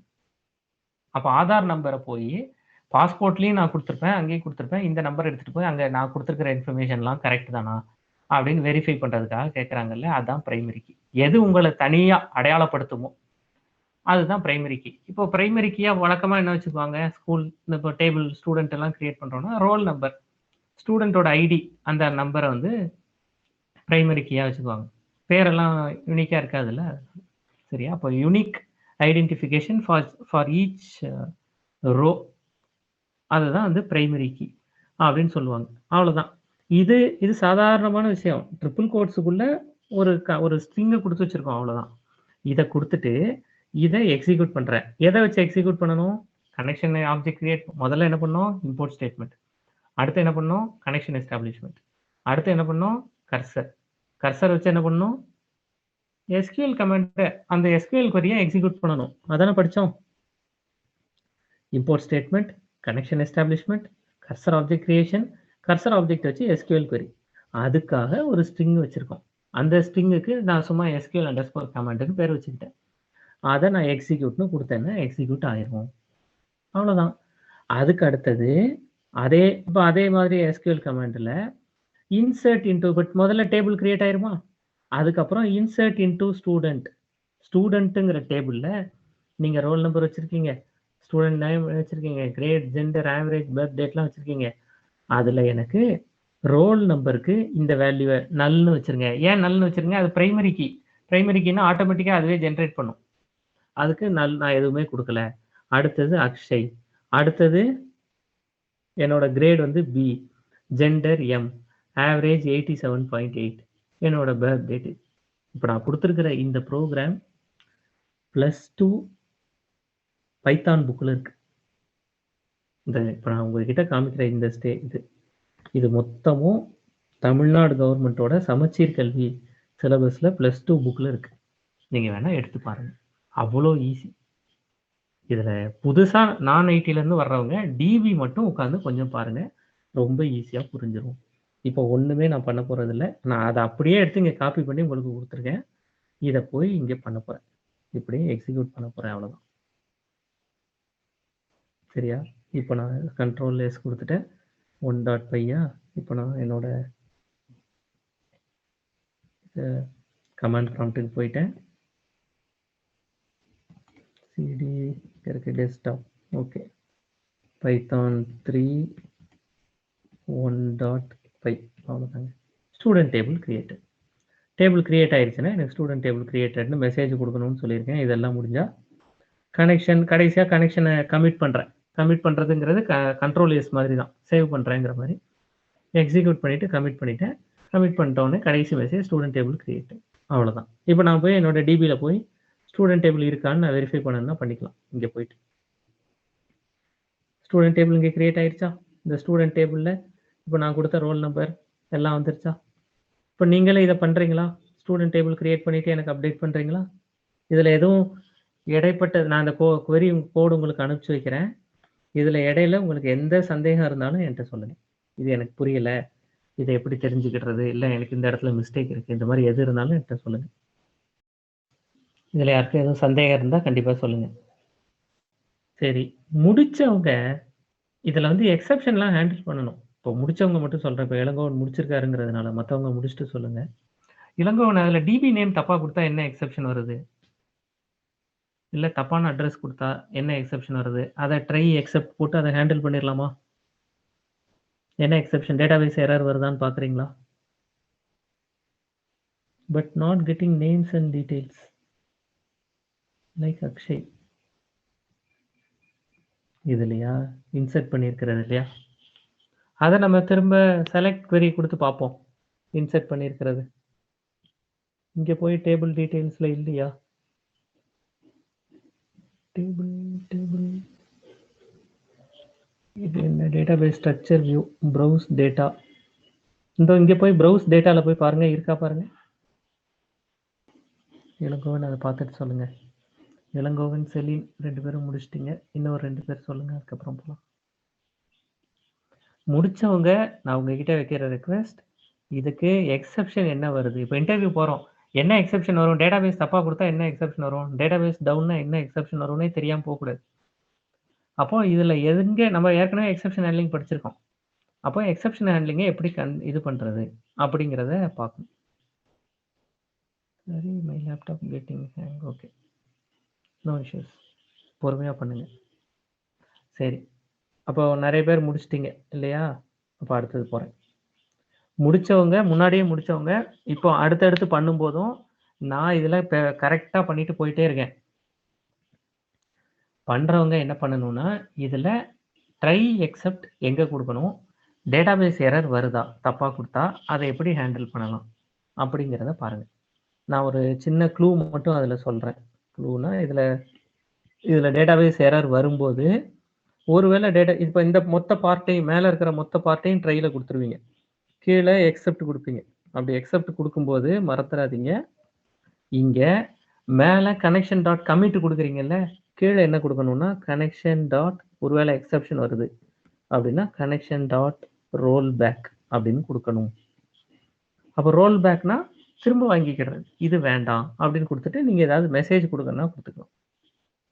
இந்த இடத்துல நம்ம ஏதாவது மெசேஜ், இப்போ பிரிண்ட் கனெக்ஷன், இதில் வந்து என்னால் பண்ண முடியல, it seems a problem exist, இந்த மாதிரி ஏதாவது சீம்ஸ் லைக் அ ப்ராப்ளம், இல்லை seems DB connection dropped out, இந்த மாதிரி ஏதாவது ஒரு மெசேஜ் கொடுத்துக்கோங்க. சரியா? அந்த கனெக்ஷன் டாட் ரோல் பேக்குங்கிறது இப்போ நமக்கு தெரியும். இப்போ நம்ம என்னென்ன படிச்சிருக்கோம், கனெக்ட் படிச்சிருக்கோம், கர்சர் படிச்சிருக்கோம், கரெக்டாக எக்ஸிக்யூட் படிச்சிருக்கோம், கர்சர் டாட் எக்ஸிக்யூட் படிச்சிருக்கோம், கனெக்ஷன் டாட் கமிட் படிச்சிருக்கோம், கனெக்ஷன் டாட் ரோல் பேக் அப்படிங்கிறதும் படிச்சிருக்கோம். இந்த ஃபங்க்ஷன்ஸ்லாம் ஞாபகம் வச்சுக்கோங்க, இதெல்லாம் தான் டிபி ரிலேட்டட் ஃபங்க்ஷன்ஸ். சரி, இப்போ நான் டேபிள் கிரியேட் பண்ணிட்டேன். டேபிள் கிரியேட் பண்ணதுக்கப்புறம் டேபிள் கிரியேட் பண்ணி அதில் ஒரு டேட்டாவே இன்சர்ட் பண்ணிட்டேன். இவ்வளோ தானே இதில் பண்ணியிருக்கோம். இப்போ அடுத்தது பண்ண போகிறோம். ரொம்ப ஈஸி பாருங்கள். இப்போ என்ன பண்ண போகிறோம், அதுலேயே போயிட்டு இன்னும் கொஞ்சம் டேட்டாவை நான் எப்படி இன்சர்ட் பண்ணுறது, இந்த பாருங்கள். ஏற்கனவே இருக்கிறதுல போயிட்டு இதில் நான் என்ன உங்களுக்கு எக்ஸ்பிளைன் பண்ணணும்னு சொல்லுங்கள், நான் எக்ஸ்பிளைன் பண்ணுறேன். எங்கே பண்ணிட்டு இருந்தோம், மாடியூல் 1.5 இல்லையா? மாடியூல் எதுலங்க பண்ணிட்டு இருந்தோம், 1.5 1.5. சரி, இப்போ பாருங்கள், ஃபர்ஸ்ட் லைன் புரிஞ்சிருச்சா? இதான ஸ்டெப் 1. ஸ்டெப் 1 என்னது, டேட்டாபேஸை இம்போர்ட், அந்த மாடியூலை இம்போர்ட் பண்ணுறது. மாடியூலை இம்போர்ட் பண்ணிட்டேன். அடுத்து என்ன பண்ணணும், கனெக்ஷன் எஸ்டாப்ளிஷ் பண்ணணும். அப்போ கனெக்ஷன் அந்த டிபியில் இருக்கிற test.db கூட கனெக்ஷன் எஸ்டாப்ளிஷ் பண்ணிட்டேன். அப்போ எனக்கு என்ன கிடைக்கும், கனெக்ஷன் ஆப்ஜெக்ட் கிடைக்கும். கனெக்ஷன் ஆப்ஜெக்டை வச்சு நான் என்ன பண்ணணும், கர்சர் அங்கே கொண்டு போய் பிளேஸ் பண்ணணும். அப்போ எனக்கு என்ன கிடைக்கும், கர்சர் ஆப்ஜெக்ட் கிடைக்கும். Import connection cursor. சரி, அடுத்து நான் என்ன பண்ணணும், அடுத்து நான் டேட்டாவை கொண்டு போய் உள்ளே வைக்கணும். இதான் நம்ம முன்னாடி பண்ணியிருந்தோம், கரெக்டாக? டேட்டாவை போய் உள்ளே வைக்கிற வேலையை தான் இந்த இடத்துல பண்ணியிருக்கோம். இன்சர்ட் இன்டூ அப்படின்னு இந்த இடத்துல அதானே பண்ணோம். அதுக்கு தான் என்ன பண்ணோம், முதல்ல ஒரு டேபிள் கிரியேட் பண்ணோம். அந்த டேபிளில் போய் அப்போ டேபிள் கிரியேட் பண்ணுறதுக்கான query எழுதி வச்சு அதை போய் கர்சரை வச்சு எக்ஸிக்யூட் பண்ணிட்டோம். இதை எக்ஸிக்யூட் பண்ணும்போது லைன் நம்பர் 18 எக்ஸிக்யூட் ஆகி எனக்கு ஸ்டூடெண்ட் அப்படிங்கிற நேமில் ஒரு டேபிள் கிடச்சிருச்சு. அதில் போயிட்டு அடுத்து இன்னொரு SQL கமாண்ட் கொடுத்து ஒரே ஒரு டேட்டாவை நான் உள்ளே கொண்டு போய் வச்சுட்டேன். இதே மாதிரி மல்டிபிள் டேட்டாஸை வைக்க முடியுமா? இப்படி ஒவ்வொரு தடவையும் ஒவ்வொரு ஸ்டூடெண்ட்டுக்காக வச்சுட்டு இருக்க முடியும்? நிறைய பேருக்கு வைக்கணுங்கிற தேவை இருக்கும்ல, அதை தான் இங்கே பண்ணியிருக்கோம். என்ன பண்ணியிருக்கோம், ஸ்டூடெண்ட் அண்டர்ஸ்கோர் டேட்டா அப்படின்னு ஒன்று வச்சுருக்கோம். ஸ்டூடெண்ட் அண்டர்ஸ்கோர் டேட்டா என்ன டேட்டா டைப், லிஸ்ட் ஆஃப் டியூப்பிள்ஸ். லிஸ்ட்டுக்குள்ளே திரு, ராஜா, பாலா, கண்ணன் இப்படி 4 பேர் இருக்கிறாங்க. அந்த 4 பேருக்கும் நம்ம இந்த இடத்துல டேட்டாவை வச்சுக்கிட்டோம். அப்போ இந்த லிஸ்ட்டில் இருக்கிற ஒவ்வொன்றையா நமக்கு எடுத்து பிரிண்ட் பண்ண தெரியுமா? தெரியும். எப்படி, ஃபார் லூப் யூஸ் பண்ணி தானே ஒரு லிஸ்ட்டில் இருக்கிற டேட்டாவை, அதை தான் ஃபார் ஈச் பர்சனுங்கிறதுக்காக பீன்னு வச்சுக்கிட்டோம். வச்சுட்டு இன் ஸ்டூடெண்ட் அண்டர்ஸ்கோர் டேட்டா அப்படி வச்சுட்டு இது எல்லாமே நம்ம வச்சுக்கிற பேர் தான். நான் சும்மா +2 புக்கில் இருக்கிற சாம்பிள் நல்லா இருக்குங்கிறதுனால அதில் இருக்கிற இந்த பேரெல்லாமும் அப்படியே ஃபாலோ பண்ணிட்டு இருக்கேன். நீங்கள் பின்னாடி அந்த புக்கை பார்த்தீங்கன்னா உங்களுக்கு ஈஸியாக புரியுங்கிறதுக்காக. இப்போ இன்சர்ட் இன்டூ ஸ்டூடெண்ட்டுங்கிற டேபிளில் எந்தெந்த காலம்லாம், roll number, student name, grade, gender, இது பழசு தான். போன ப்ரோக்ராம் நீங்கள் வச்சிருக்கிற ப்ரோக்ராம் இப்படியே தான் இருக்கும். Average, birth date, values. அதில் ஃபர்ஸ்ட் இருக்கிறது பிரைமரி கீ, ரோல் நம்பர், அதனால அது நல்னு கொடுத்தாச்சு. அடுத்து இருக்கிறது இதெல்லாம் உங்களுக்கு தெரியுதுல்ல, ஸ்பேஸ் ஹோல்டர். கர்லி பிரேசஸ்ல name, grade, gender, average, birth டேட்னு கொடுத்தீங்கன்னா மேலே இருக்கிற ஒவ்வொரு வேல்யூவும் நமக்கு வந்து உட்காரும். எப்படி வந்து உட்காரும்? அதுதான் இங்க என்கிட்ட இருக்கிறது ஒரு டியூப்பிள். இப்போ இந்த பிங்கிறதுல ஒரு டியூப்பிள் இருக்கு. அப்போ அந்த டியூப்பிளில் கரெக்டா ஸ்டூடெண்ட் டேட்டாவில் மொத்தம் 4 ஸ்டூடெண்ட் டேட்டாங்கிறது ஒரு லிஸ்ட். அந்த லிஸ்ட்டில் திரு, ராஜா, பாலா, கண்ணன் அப்படின்னு 4 டியூப்பிள் இருக்கு. அந்த ஒவ்வொரு 4 டியூப்பிள் இருக்கு. அந்த ஒவ்வொரு டியூப்பிள்லையும் நான் இருக்கிற வேல்யூஸை எடுத்து பார்க்குறேன்.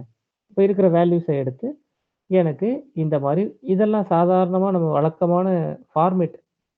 எனக்கு நேம்ங்கிற இடத்துல ஸ்பேஸ், அந்த ஸ்பேஸில் அந்த ஹோல்டரில் பி ஆஃப் 0 வச்சுருங்க, கிரேடில் பி ஆஃப் 1 வச்சுருங்க, ஜெண்டரில் பி ஆஃப் 2 வச்சுருங்க, இதில் பி ஆஃப் 4 வச்சுருங்க, பி ஆஃப் 3, பி ஆஃப் 4 வச்சுருங்க. இதை ஸ்ட்ரெயிட்டாக நீங்கள் கொடுக்கணுன்னாலும் கொடுக்கலாம். நல்லா பார்த்துக்கோங்க, இந்த இடத்துல இப்படி கொடுக்கணும்னு கட்டாயம் கிடையாது. ஸ்ட்ரெயிட்டாக பி ஆஃப் 0ன்னு கொடுத்தாலும் தப்பு கிடையாது. பி ஆஃப் 0 அது ஈஸியாக புரியும் அப்படி கொடுக்கறது. P of 0, P of 1, P of 2ன்னு கொடுத்தா தப்பு கிடையாது. ஆனால் இப்படியும் கொடுப்பாங்க. இப்படியெல்லாம் கொடுக்கும்போது இது என்னன்னு தெரியலையே அப்படின்னு நம்ம வேலைக்கு போனதுக்கப்புறம் பயந்துடக்கூடாதுங்கிறதுக்காக தான் அந்த ஃபார்மேட்டை நம்ம இங்கே யூஸ் பண்ணுறோம். சரி, இதை கொண்டு போய் வச்சுட்டு அதை எக்ஸிக்யூட் பண்ணிடுறோம். மறந்துடாமல் கனெக்ஷனை கமிட் பண்ணிடுறோம், கனெக்ஷனை க்ளோஸ் பண்ணிடுறோம். அவ்வளோதான். கடைசியாக ரெக்கார்ட்ஸ் ஆடர்னு கொடுத்துட்றோம். இப்போ நான் இதை ரன் பண்ணி பார்க்க போகிறேன், என்ன நடக்குது அப்படின்னு பார்ப்போம். Records added. அப்போ ரெக்கார்ட்ஸ் ஆட் ஆயிருக்கான்னு போய் பார்க்கணும்ல. எங்கே? நம்மளோட டேட்டா பேஸில். நம்மளோட டேட்டா பேஸில் இந்த பாருங்க, அக்ஷய்க்கு கீழே திரு, ராஜா, பாலா, கண்ணன் இதெல்லாம் ஆட் ஆயிடுச்சா? அவ்வளோதாங்க. இதே மாதிரி உங்களுக்கும் ஆட் ஆயிடுச்சான்னு பார்த்து சொல்கிறீங்களா? இந்த கோடை அனுப்பிச்சி வைக்கவா? யாருக்கும் எதுவும் சந்தேகம் இருந்தால் கண்டிப்பாக கேளுங்க. சீக்கிரம் முடிக்கிறவங்க அதில் எக்ஸப்ஷன் ஹேண்ட்லிங் அப்ளை பண்ணுங்க.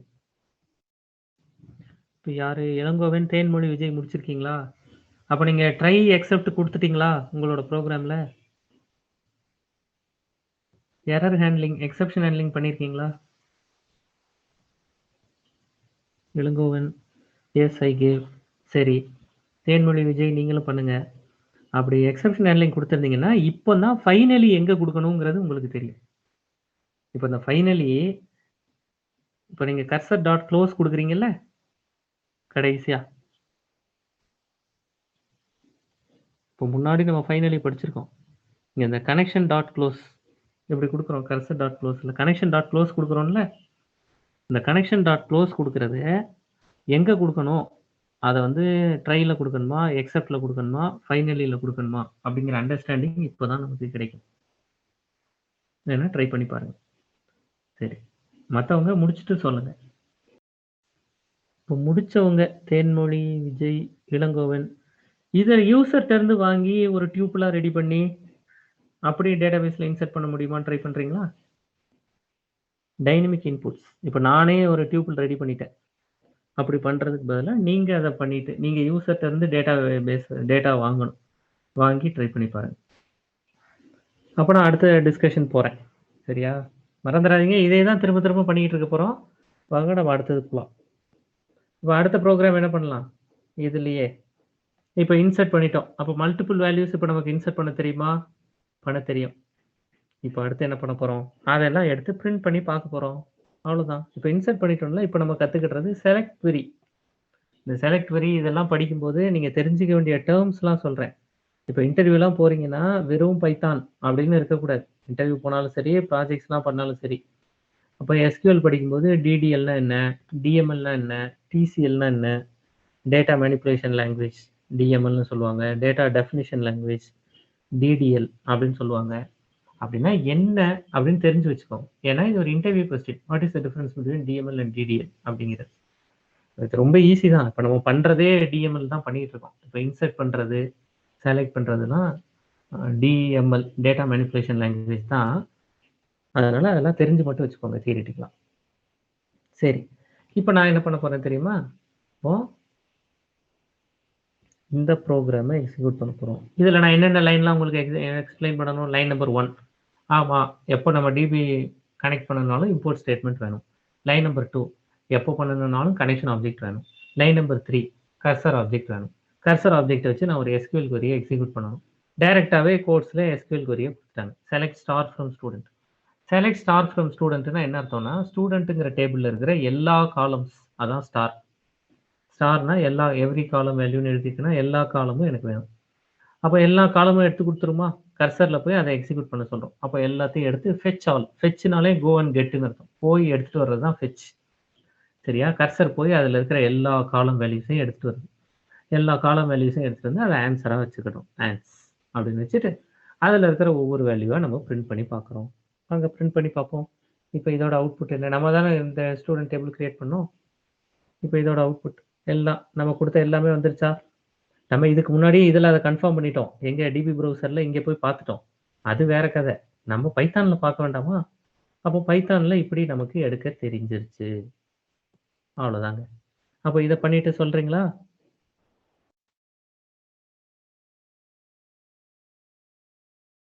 இப்போ மேலே வந்து ஃபெச் ஆல் பார்த்தோமா? ஃபெச் ஆல்னா எல்லா டேட்டாவும் வந்துச்சா? ஃபெச் 1 டேட்டாவை போய் ஒரே ஒரு டேட்டாவை போய் எடுத்துட்டு வர்றது. ஃபெச் 1 அப்படின்னு கொடுக்குறது. அந்த ஃபெச் ஆல்ல ஃபெச் 1ன்னு மாத்திருங்க. வேற எந்த சேஞ்சும் கிடையாது. அவ்வளோதான். அப்போ ஃபெச் 1 என்ன டேட்டாவை எனக்கு எடுத்துட்டு வந்து கொடுக்குது. மேலே ஃபெச் ஆல் கொடுத்துருக்கேன். இப்போ ஃபெச் 1 அக்ஷய் அப்படிங்கிற ஒரு டேட்டாவை மட்டும் எனக்கு எடுத்துட்டு வந்து இந்த பாருங்க 1 அக்ஷய் BM 87.8 இப்படி கொடுக்குதா? இதுதான் ஃபெச் 1 அப்படின்னு கொடுக்குது. இதை ட்ரை பண்ணி பார்க்குறீங்களா? முடிச்சுட்டு சொல்லுங்க. அப்போ அடுத்தது இப்போ நமக்கு எப்படி டேட்டாவை இன்சர்ட் பண்ணுறதுன்னு தெரிஞ்சிருச்சு. எப்படி டேட்டாவை ஃபெச் பண்ணுறது அப்படிங்கிறது நமக்கு தெரிஞ்சிருச்சு.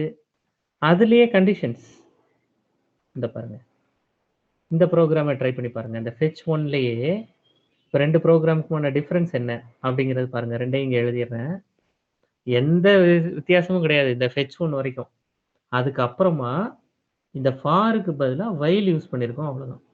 இந்த ஃபெச் 1 வச்சே 1 by 1 ஃபெச் ஆல் கொடுத்து எல்லாத்தையும் எடுத்து பிரிண்ட் பண்ணி பார்த்தோம். அது ஒரு ஆப்ஷன். ஃபெச் 1ன்னு எடுத்து ஒவ்வொரு டேட்டாவை மட்டும் பார்த்தோம். இப்போ ரிசல்ட் இஸ் நாட் நன். எப்போ ரிசல்ட் நன் ஆகும்? ஃபெச் 1 எந்த ரிசல்ட்டையுமே கொடுக்கலன்னா எனக்கு நன் அப்படிங்கிறது ரிட்டர்ன் ஆகும். அது வரைக்கும் எனக்கு இதை கொடுத்துருங்க அப்படின்னு நான் கேட்குறேன். இதை ட்ரை பண்ணி பார்ப்போமா? இந்த கடைசி 2 லைன் மட்டும்தான் வித்தியாசம். பார்த்துக்கோங்க. இதை ட்ரை பண்ணி பார்ப்போமா? இதோட அவுட்புட் என்னங்கிறது பார்ப்போமே.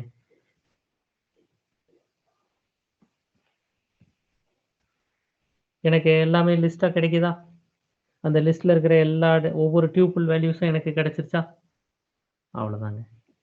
இதை ட்ரை பண்ணி பார்த்துட்டு சொல்லுங்க. வைல் பார்த்தாச்சு. Fetch many. இப்போ ஃபெச் ஆல் பார்த்தோம், ஃபெச் 1 கொடுத்தோமா? ஃபெச் மெனி என்ன வித்தியாசம்னு பாருங்க. ஃபெச் 1 ஏற்கனவே கொடுத்துருக்கீங்க. இப்போ ஃபெச் மெனிங்கிறதுல பிராக்கெட்ல நம்பர் கொடுப்பீங்க. எத்தனை ரோ வேணும் அப்படிங்கிற பிராக்கெட் நம்பர் கொடுப்பீங்க. வேற எந்த வித்தியாசமும் கிடையாது. இதையும் டக்குன்னு முடிச்சுட்டு சொல்றீங்களா? இப்போ இதோட அவுட்புட் பார்த்துருவோம். 3 பேரோட டேட்டா வேணும் அப்படின்னா அதை ஒரு லிஸ்டா கொடுக்குது. அப்போ ஒவ்வொரு ஃபெச் மெனியோட ரிட்டர்ன் டேட்டா டைப் என்ன, ஃபெச் ஆலோடது என்ன, ஃபெச் 1ஓட என்ன, ஒவ்வொன்றுத்துக்குமான ரிட்டர்ன் டேட்டா டைப் என்னங்கிறதையும் பார்த்து வச்சுக்கோங்க. அப்படி தெரியலன்னா பிரிண்ட் டைப் ஆஃப் அப்படின்னு கொடுத்து அந்த அவுட்புட்டை பிரிண்ட் பண்ணி பார்த்துக்கோங்க. டைப் ஆஃப் ரிசல்ட் அப்படின்னு கொடுத்து இதையும் முடிச்சுட்டு சொல்லுங்க. சரி, அப்போ அடுத்தது போலாமா? சின்ன சின்ன விஷயம் தான் இதெல்லாமே. ஃபெச் ஆல் பார்த்துட்டோம். இப்போ பாருங்க, இது SQL queryல இருக்கிற டிஃபரன்ஸ். இப்போ இது வரைக்கும் செலக்ட் ஸ்டார் மட்டும் கொடுத்துட்டே இருக்கோமா? இந்த டிஸ்டிங்க்ட் அப்படிங்கிறது என்னென்ன தரும்? இப்போ நல்ல முதல்ல டேட்டா பேஸ்ல போயிட்டு செலக்ட் ஸ்டார் கொடுத்து பார்த்துக்கோங்க. இப்போ நீங்க கொடுத்துருக்கிற கிரேட் இங்க இருக்கு. இங்க பாருங்க, இந்த இடத்துல எங்க இருக்கு? டேபிள் ப்ரௌஸ் டேட்டா கொடுத்து இந்த இடத்துல டேபிளோட டேட்டா எல்லாத்தையும் நம்ம இங்க பார்த்துடலாம். இங்க இதை ஷார்ட் அண்ட் கிளிக் பண்ணிட்டேன், அதனால இங்க ஹைட் ஆயிருச்சு. நீங்க உங்களோட இதுல போய் பார்க்கலாம். டேட்டா பேஸ்ல என்னென்ன query இருக்கு, என்னென்ன ரிசல்ட்ஸ் இருக்குங்கிறத பார்க்கலாம். அப்போ முதல்ல நான் அதை பார்த்துக்கிடுறேன். என்னென்ன இருக்குங்கிறத அதை பார்த்துருவோம். அங்கே ஹைட் பண்ணிட்டேன்ல, அதனால. இப்போ இங்கே வந்துட்டு என்ன கொடுக்க போகிறோம்? செலக்ட் ஸ்டார் ஃப்ரம் அப்படின்னு தான் கொடுக்க போகிறோம். இந்த டிஸ்டிங்க்ட் கிரேடை எடுத்து விட்டுருவோம். முதல்ல செலக்ட் ஸ்டார் ஃப்ரம் கொடுத்து என்ன பிரிண்ட் ஆகுதுன்னு பார்த்துருவோம். சரியா? என்ன பிரிண்ட் ஆகுது? அக்ஷய் BM இப்படி பிரிண்ட் ஆகுதா? இதில் ரெண்டாவது இருக்கிறது தான் கிரேடு. அக்ஷய் பி கிரேட், திரு சி கிரேட், ராஜா பி கிரேட், பாலா ஏ கிரேட், கண்ணன் டி கிரேட். அப்போ இதில் சில பேர் ஒரே கிரேடு 2 தடவை வந்திருக்கலாம். பி கிரேட் 2 தடவை ராஜாவுக்கும் வந்திருக்கு, அக்ஷய்க்கும் வந்திருக்கு. இப்போ எனக்கு இதில் இருக்கிற கிரேடெல்லாம் வேணும் அப்படின்னா நீங்கள் கிரேடுன்னு கொடுத்தா போதும். இந்த இடத்துல வெறுமனே கிரேடுன்னு கொடுத்தா செலக்ட் கிரேட் ஃப்ரம் ஸ்டூடெண்ட்டுன்னு கொடுத்தா அது கிடைச்சிரும். அப்போ வெறுமனே கிரேடுன்னு கொடுத்து பார்த்தா என்ன கிடைக்கிது அதை முதல்ல பார்த்துருங்களேன். இந்த இடத்துல கிரேட் எல்லாம் கிடைச்சிருச்சா? பிசி பிஏடி அப்படின்னு கிரேட் எல்லாம் கிடைச்சிருச்சா? இந்த கிரேடில் எனக்கு இந்த கிரேடையே வந்து இப்படி வேண்டாம், டிஸ்டிங்க்டாக வேணும் அப்படின்னா, டிஸ்டிங்க்ட்னா என்னது? யூனிக். எனக்கு வந்த கிரேடே திரும்ப வேண்டாம் அப்படின்னு நினச்சிங்கன்னா டிஸ்டிங்க்ட் ஆஃப் கிரேட் அப்படின்னு நீங்கள் கொடுத்துடலாம். இப்படி கொடுத்து பாருங்க. இப்போ இதோட அவுட்புட் பாருங்க. பிசிஏடி மட்டும் வந்திருக்கா. அந்த ரெண்டாவது முதல்ல டிஸ்டிங்க்ட் இல்லாமல் 2 பி வந்துருந்துச்சா? இப்போ அது வரலையா? இதையும் ட்ரை பண்ணி பார்த்துருங்களேன். அடுத்த query எக்ஸிக்யூட் பண்ணுவோம் வாங்க. இப்போ இந்த டிஸ்டிங்க்ட் எப்படிங்கிறது தெரிஞ்சிருச்சு. இதே மாதிரி டிஸ்டிங்க்ட்டுக்கு பதிலாக அந்த இடத்துல கவுண்ட் ஆஃப் கொடுங்க. கவுண்ட் ஆஃப் கொடுத்து ரிசல்ட் என்னங்கிறத பாருங்க. டக்கு டக்குன்னு இதெல்லாம் நம்ம செஞ்சிடலாம். இதெல்லாம் இல்லை, நான் ஒரு வேளை இதை செஞ்சு காமிக்கிறேன். 1 2 செஞ்சு காமிச்சிட்டு மொத்தமாக உங்களுக்கு கொடுக்கணும்னாலும் கொடுக்குறேன். அப்படின்னு ட்ரை பண்ணி பாருங்க. மொத்தம் எத்தனை கவுண்ட் நல்லா பார்த்துக்கோங்க. இந்த டேட்டா டைப் வந்து நமக்கு இதில் கிடைக்கிறது ரொம்ப முக்கியம். இந்த கர்சர்லேருந்து நமக்கு கிடைக்கிற டேட்டா டைப். ஏன்னா அந்த நம்ம பின்னாடி இந்த டேட்டாவெல்லாம் ஏதாவது மேனிப்புலேட் பண்ணணும்னா அந்த டேட்டா டைப்பில் தான் நம்ம ப்ளே பண்ண வேண்டியிருக்கும். சரியா? அதையும் நோட் பண்ணி இதை ட்ரை பண்ணி பார்த்துறீங்களா? How to give input as file content.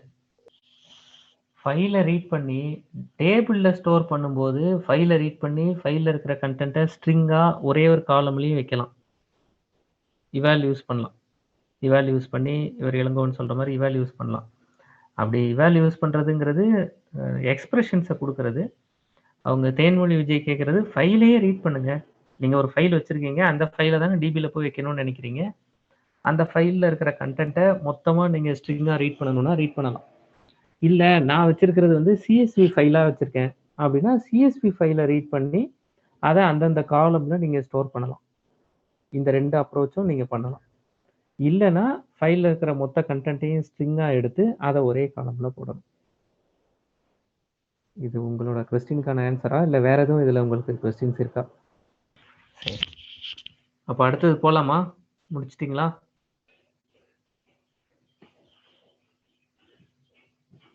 இப்போ என்ன பண்ணுறோம் பாருங்க. அதே செலக்ட் queryல fetch all தான் கொடுக்குறோம். 2 3 சின்ன சின்ன சேஞ்சஸ் அவ்வளோதான். இதில் என்னென்னலாம் சேஞ்ச் பண்ணியிருக்கோம்? இந்த queryல செலக்டில் 2 காலம் கொடுத்துருக்கோம். இங்கே வேர் கிளாஸ் அப்படின்னு இதை சொல்லுவாங்க. டிபியில் புதுசாக இருக்கிறவங்க இதை நோட் பண்ணி வச்சுக்கோங்க. இதை வேர்னு கொடுக்குறது கண்டிஷன். எனக்கு எல்லாமே வேண்டாம். எனக்கு கிரேட் வந்து ஏ இல்லை கிரேடு பியா இல்லாமல் இருந்தால் அவங்களோட ரோல் நம்பரும் அவங்களோட நேமும் வேணும். அதை /n அடுத்த லைனில் எனக்கு பிரிண்ட் பண்ணுங்க அப்படின்னு சொல்கிறோம். அவ்வளோதான். என்ன எரர் காமிக்குது? நோ சச் டேபிள் ஸ்டூடெண்ட்டா? ஓகே, இங்கே தப்பாக கொடுத்துருக்குறேன் பார்த்தீங்களா? லொக்கேஷன் தப்பாக கொடுத்துட்டேன். அவ்வளோதான். இந்த இடத்துல இந்த லைனில் அது இந்த லொக்கேஷனை மாற்றிடுவோம். அவ்வளோதான்.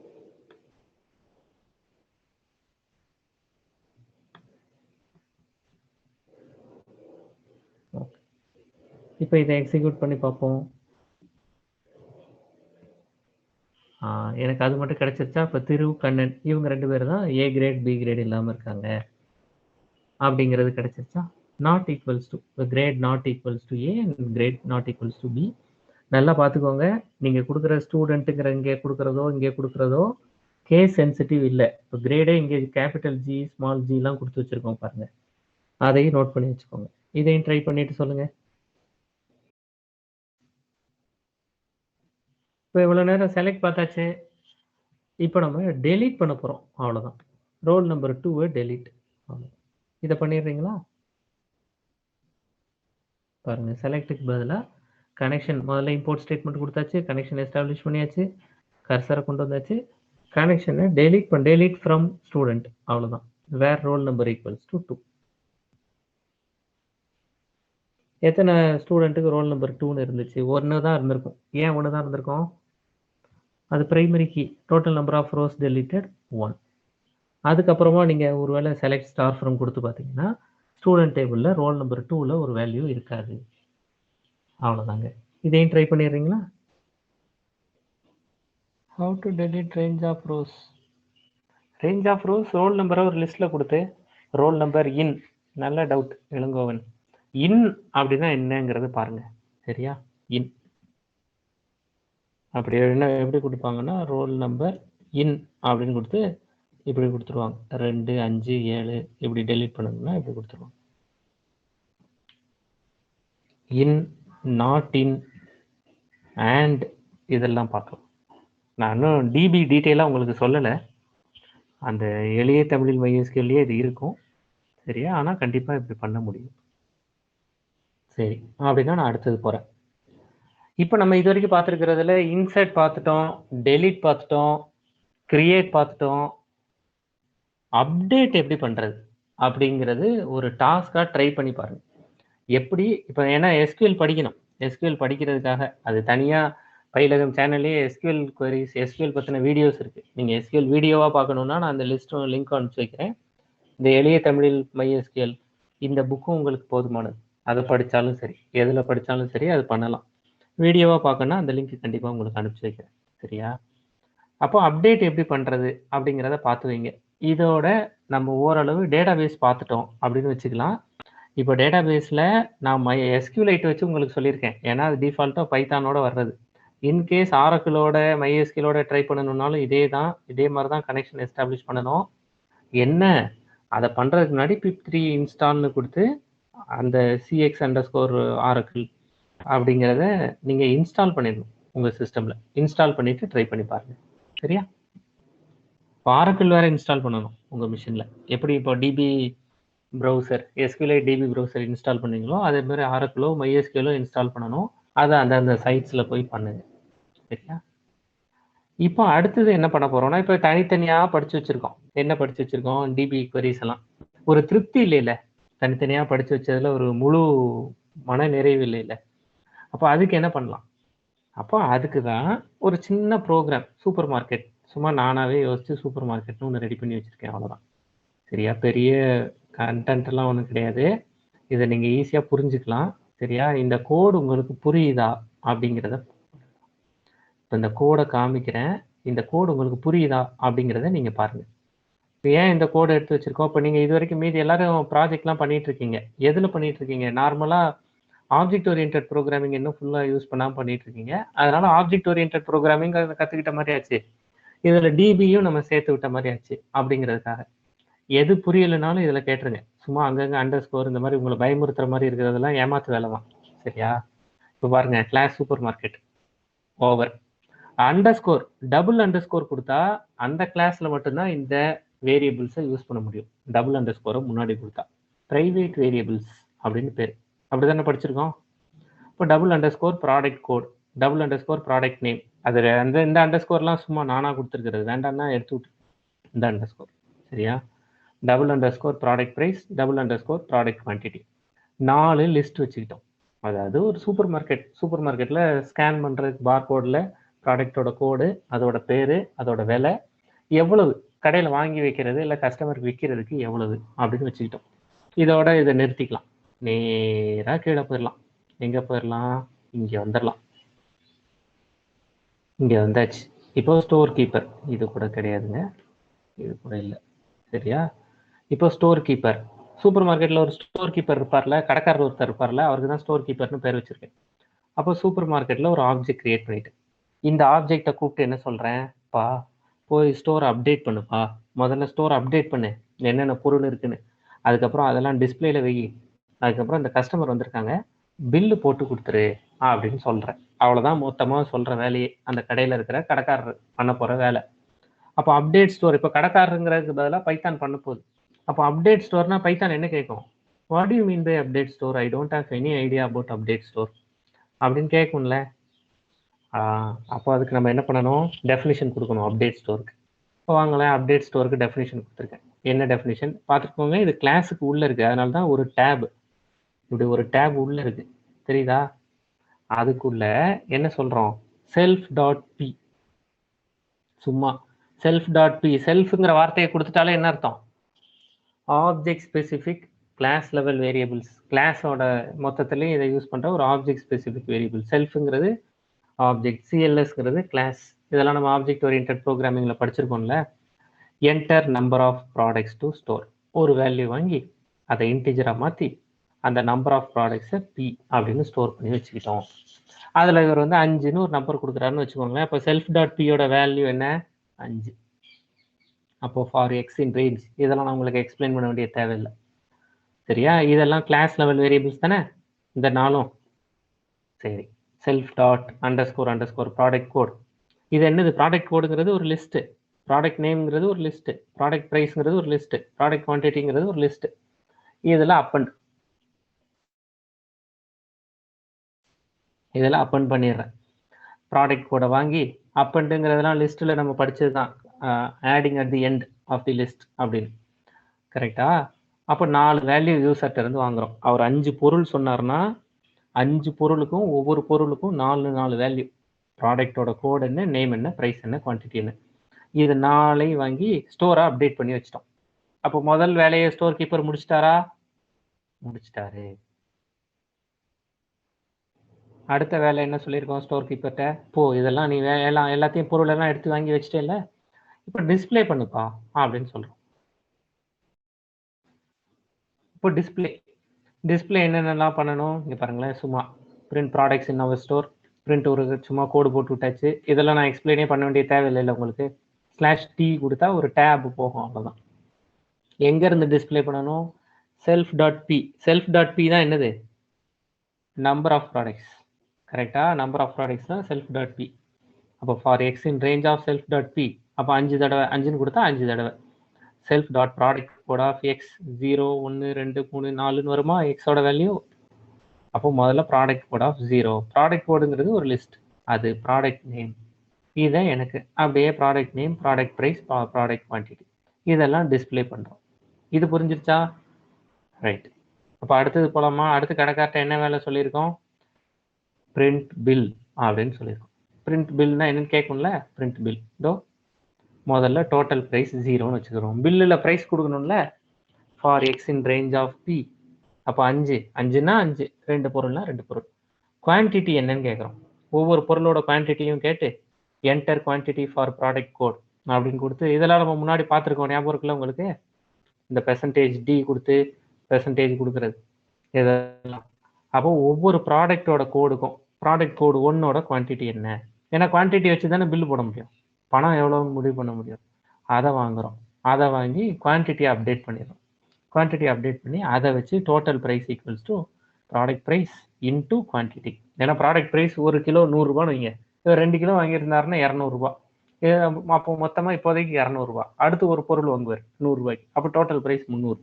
இப்படி போய்கிட்டே இருக்கும். இப்படி வாங்கிட்டு அடுத்தது இன்வாய்ஸ் ரெடி பண்ணிடுறோம். அவ்வளோதான். For X in range of self dot P அது எல்லாத்தையும் பிரிண்ட் பண்ணி கொடுத்துறோம். என்ன டிபின்னு சொன்னீங்க, இதில் எங்கேயுமே டிபி இல்லை அப்படின்னு கேட்டிங்கன்னா, இப்போதைக்கு டிபி இல்லை தான். பின்னாடி இதில் டிபி எப்படி கனெக்ட் பண்ணி, அப்போ நம்ம ஒரு சூப்பர் மார்க்கெட் நடத்துகிறோம்னா கண்டிப்பாக நமக்கு ஒரு டேட்டா வேர் ஹவுஸ், டெய்லி இன்னைக்கு எவ்வளோ பொருள் விற்றுருக்கு, எவ்வளோ நம்மக்கிட்ட பொருள் இருக்குது, இதெல்லாம் நமக்கு சரக்கு எவ்வளோ இருக்குது, இதெல்லாம் நமக்கு தெரியணும்ல. அதுக்காக இதை பண்ணுறோம். இப்போ வாங்க இதை ட்ரை பண்ணி பார்ப்போம். Inconsistent use of tabs. சரி, முதல்ல இது உங்களுக்கு அனுப்பிச்சி வச்சிடறேன். ஏன்னா இது என்ன ப்ராப்ளம்ங்கிறத அடுத்து பார்த்துக்கலாம். இதை ட்ரை பண்ணுங்கள்.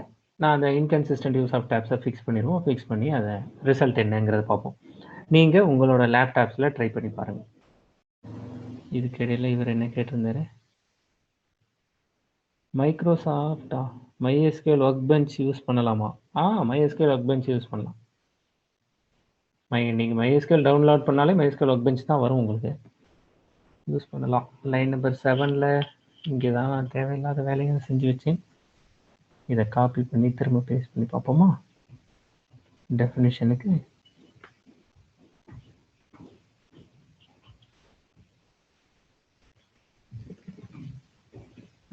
Enter number of products to store. இப்போ எனக்கு கரெக்டாக வருது. இன்கன்சிஸ்டன்ட் டேப்லாம் வரல. Enter number of products to store. நான் ஒரு 2 ப்ராடக்ட் கொடுக்குறேன்.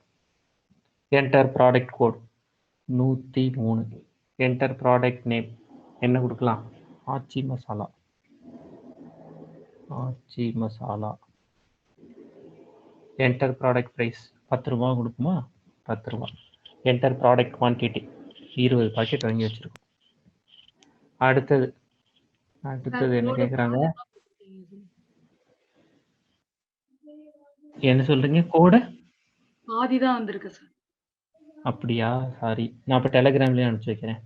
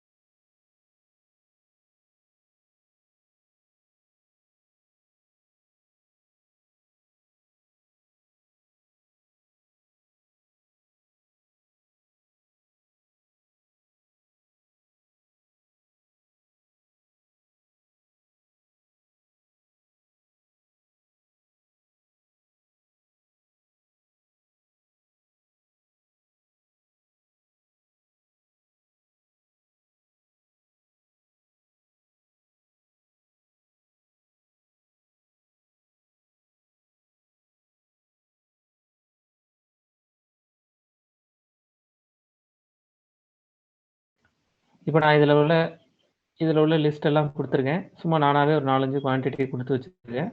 இதே மாதிரி நீங்களும் கொடுத்து பாருங்கள். அப்போது இன்வாய்ஸ் ரிசிப்ட் அப்படின்னு இப்படி வந்துருச்சா அப்படின்னு பார்த்து சொல்லுங்கள். ஆமாம், இன்வாய்ஸில் வந்து நீங்கள் எவ்வளோ முதல்ல கடையில் எவ்வளோ வைக்கிறோங்கிறது, இன்வாய்ஸில் நீங்கள் எவ்வளோ வாங்குறீங்கிறது, அதனால் குவான்டிட்டி எவ்வளோன்னு கேட்குது. சும்மா அது நம்மளா அடித்த கோடு தான். நமக்கு அதுலேருந்து டிபி எப்படி கனெக்ட் பண்ணுறதுங்கிறத பார்க்க போகிறோம். முடிச்சவங்களுக்கு இந்த ப்ரோக்ராம் அனுப்பிச்சி வைக்கிறேன். ஏன்னா உங்களுக்கு அடுத்து இது வேறு இருக்குது. அட்ரஸ் புக் இது வேணால் ட்ரை பண்ணி பாருங்கள். இதை அப்படியே டிபியில் கனெக்ட் பண்ணி இதை ஒரு அப்ளிகேஷனாக நம்ம பண்ணுவோம். அதுக்கப்புறமா டெக்கரேட்டர் ஜெனரேட்டர் பண்ணுவோம். சரி, இப்போ அட்ரஸ் புக்னு ஒரு கிளாஸ் கிரியேட் பண்ணுறோம். அட்ரஸ் புக்குங்கிறது நம்மளோட மொபைலில் இருக்கிற அட்ரஸ் மாதிரி வச்சுக்கோங்களேன். அதாவது கான்டாக்ட்ஸ் இருக்குல்ல மொபைலில், அது மாதிரி இமெயில் ஐடி, அதில் இருக்கிற கான்டாக்ட் நேம் வைக்கிறது இதுதான். அப்போ கான்டாக்ட் லிஸ்ட் வச்சுருக்கோம். அந்த கான்டாக்ட் லிஸ்ட்டில் நம்ம ஆட் பண்ணிக்கிட்டே போகிறோம். சாய்ஸ் ஒய்னு முதல்ல வச்சுக்கிட்டேன். முதல்ல while choice equals to Y, add new contact, display கான்டாக்ட்ஸ்னு வச்சுக்கிட்டோம். யூசர் என்ன கொடுக்குறாரோ, என்ன ரெஸ்பான்ஸ் கொடுக்குறாரோ, ஒருவேளை 1ன்னு கொடுத்தாருன்னா ரெஸ்பான்ஸ் 1ஆ இருந்ததுன்னா எனக்கு அட்ரஸ் புக்கில் போயிட்டு கிவ் கான்டாக்ட் டீட்டெயில்ஸ் அப்படிங்கிறத கால் பண்ணணும். கிவ் கான்டாக்ட் டீட்டெயில்ஸை கால் பண்ணால் என்ன நடக்கும்? இன்புட் யூசர்கிட்ட இருந்து வாங்கி அதை கான்டாக்ட் நேம்ங்கிறதுலையும் இமெயில் ஐடியிலையும் ஸ்டோர் பண்ணி வச்சுக்கிறோம். அப்படி ஸ்டோர் பண்ணி வச்சுட்டு டிஸ்பிளே கான்டாக்ட்ஸ் அப்படின்னு கொடுத்தாருன்னா அப்படி ஸ்டோர் பண்ணி வச்சுட்டு அதை கான்டாக்ட் லிஸ்ட்டுங்கிற லிஸ்ட்டில் எம்டி லிஸ்ட்டில் அப்பன் பண்ணிடுறோம்.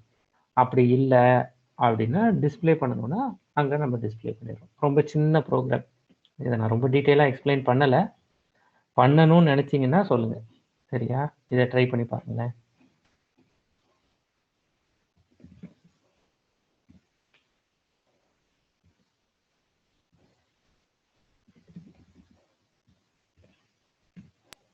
சார் இது டெலிகிராம்லயே அனுப்பிச்சிருக்கேன். ஓகே.